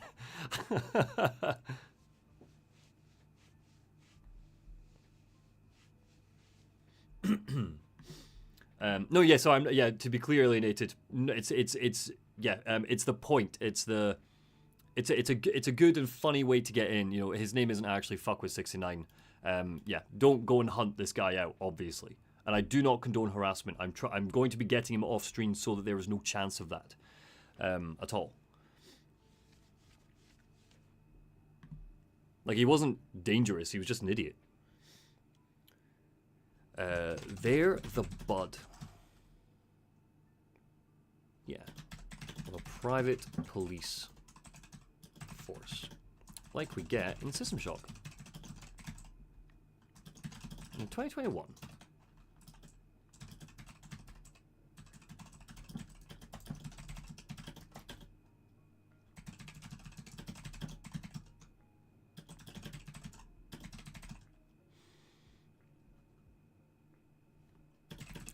Respond to suspected crimes. People could flag from their phone. What's the harassment of a homeless man? And bouts of racial profiling. And here's the kicker, because we're going to talk about him later. One of Citizen's earliest backers was the transhumanist billionaire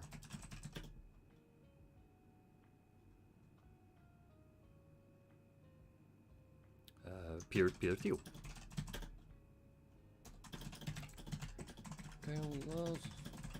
Corporate.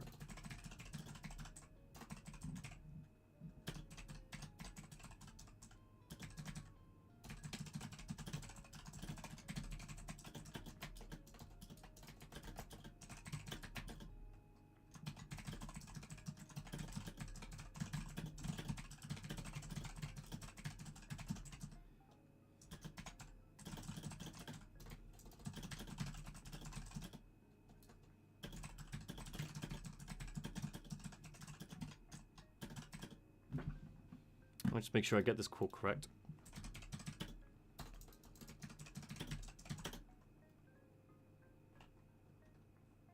I no longer think democracy and freedom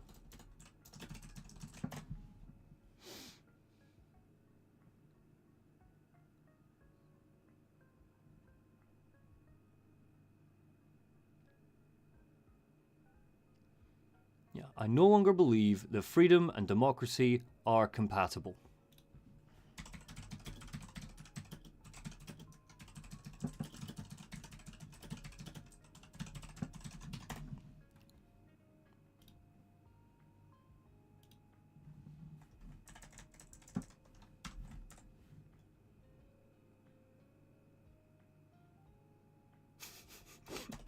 I appreciate that, Alienated. Thank you for the message from your cat.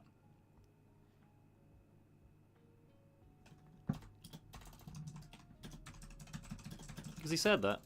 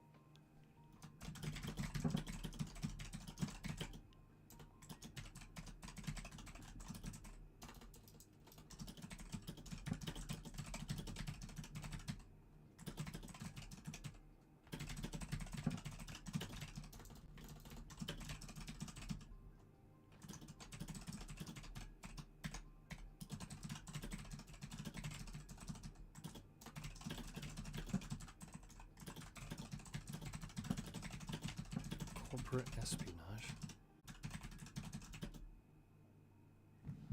Oh, have you all lost me? Oh no, looks like we just momentarily disconnected. Not individual rights. Or the protection of the vulnerable.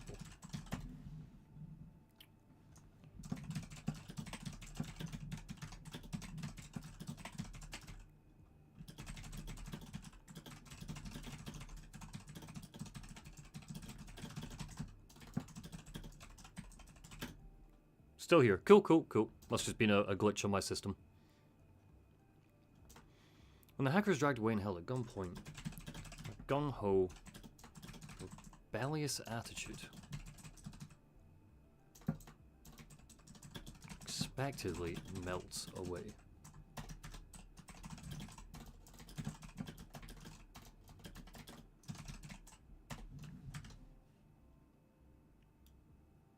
Take away expectedly.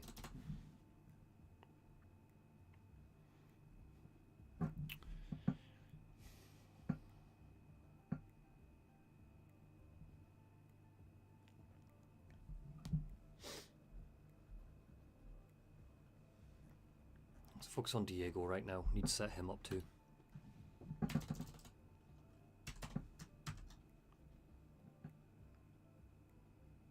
It just looked like a blip. Ah, fair enough, Chris. Thank you. Just turn to a good stream. I'm feeling it a little bit. Feeling it pour from me. You know. Right. Okay. Diego. Meet Edward Diego. Tri-Optimum Executive. Vice President of... Fuck, let me just check the PDF. His job title's in the bloody PDF, isn't it?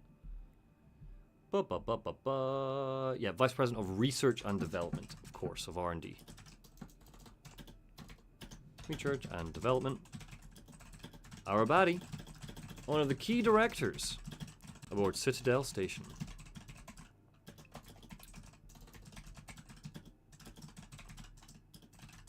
I feel like I'm giving a lot of exposition in the opening here, but I'm acutely aware of how few people have played System Shock.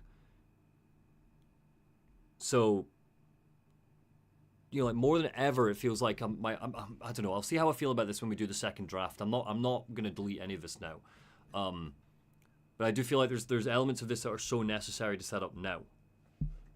And we've already got like a bit of real world comparison going on, so I'm not too unhappy about that. This station is Tri-Optimum's Jewel.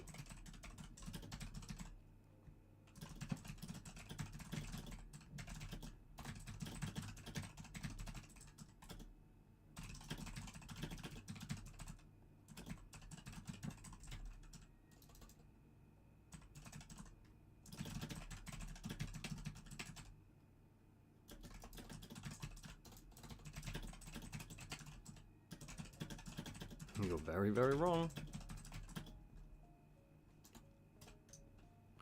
As a side note,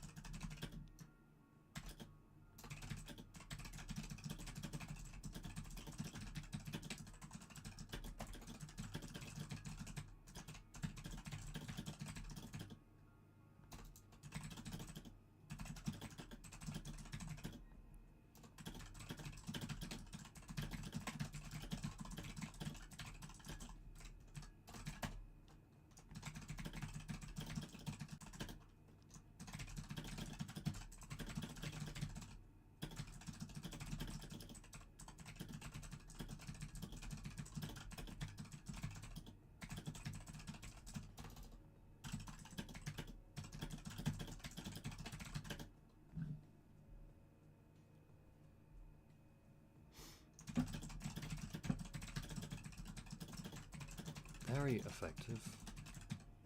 Oh, you said not to say very, Winnies. It's staying in for now.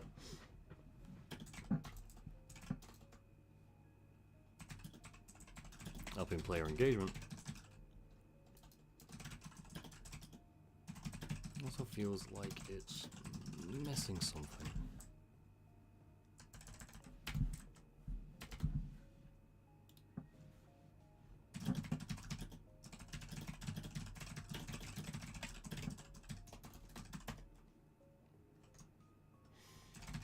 First, the good stuff.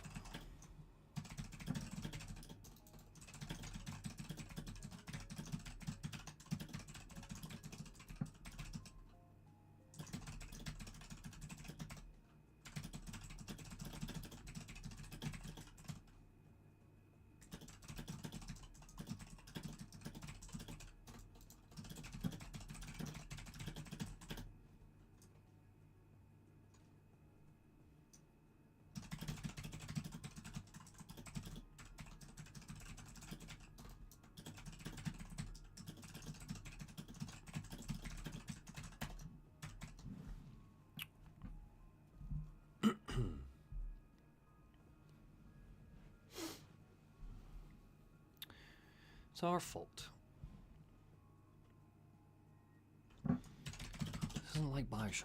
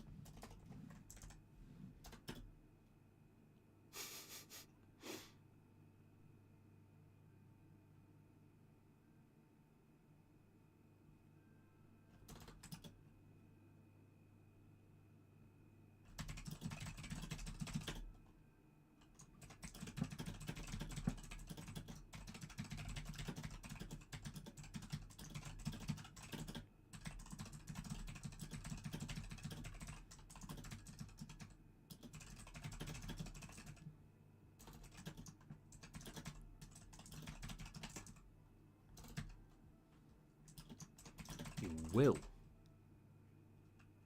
use your wit, ingenuity, and cyberpunk toys to overcome obstacles.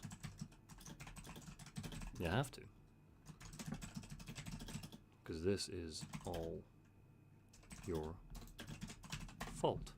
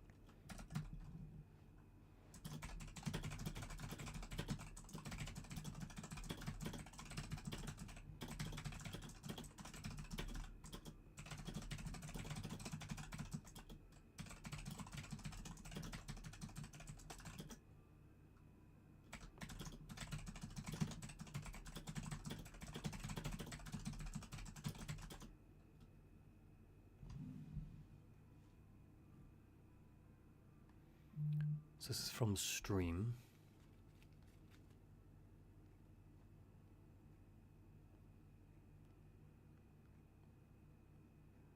Oh, and that's it.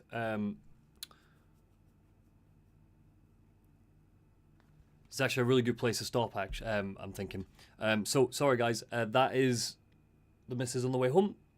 So I am going to stop there, which is actually a really good place for me to stop because we're about to get into quote stuff.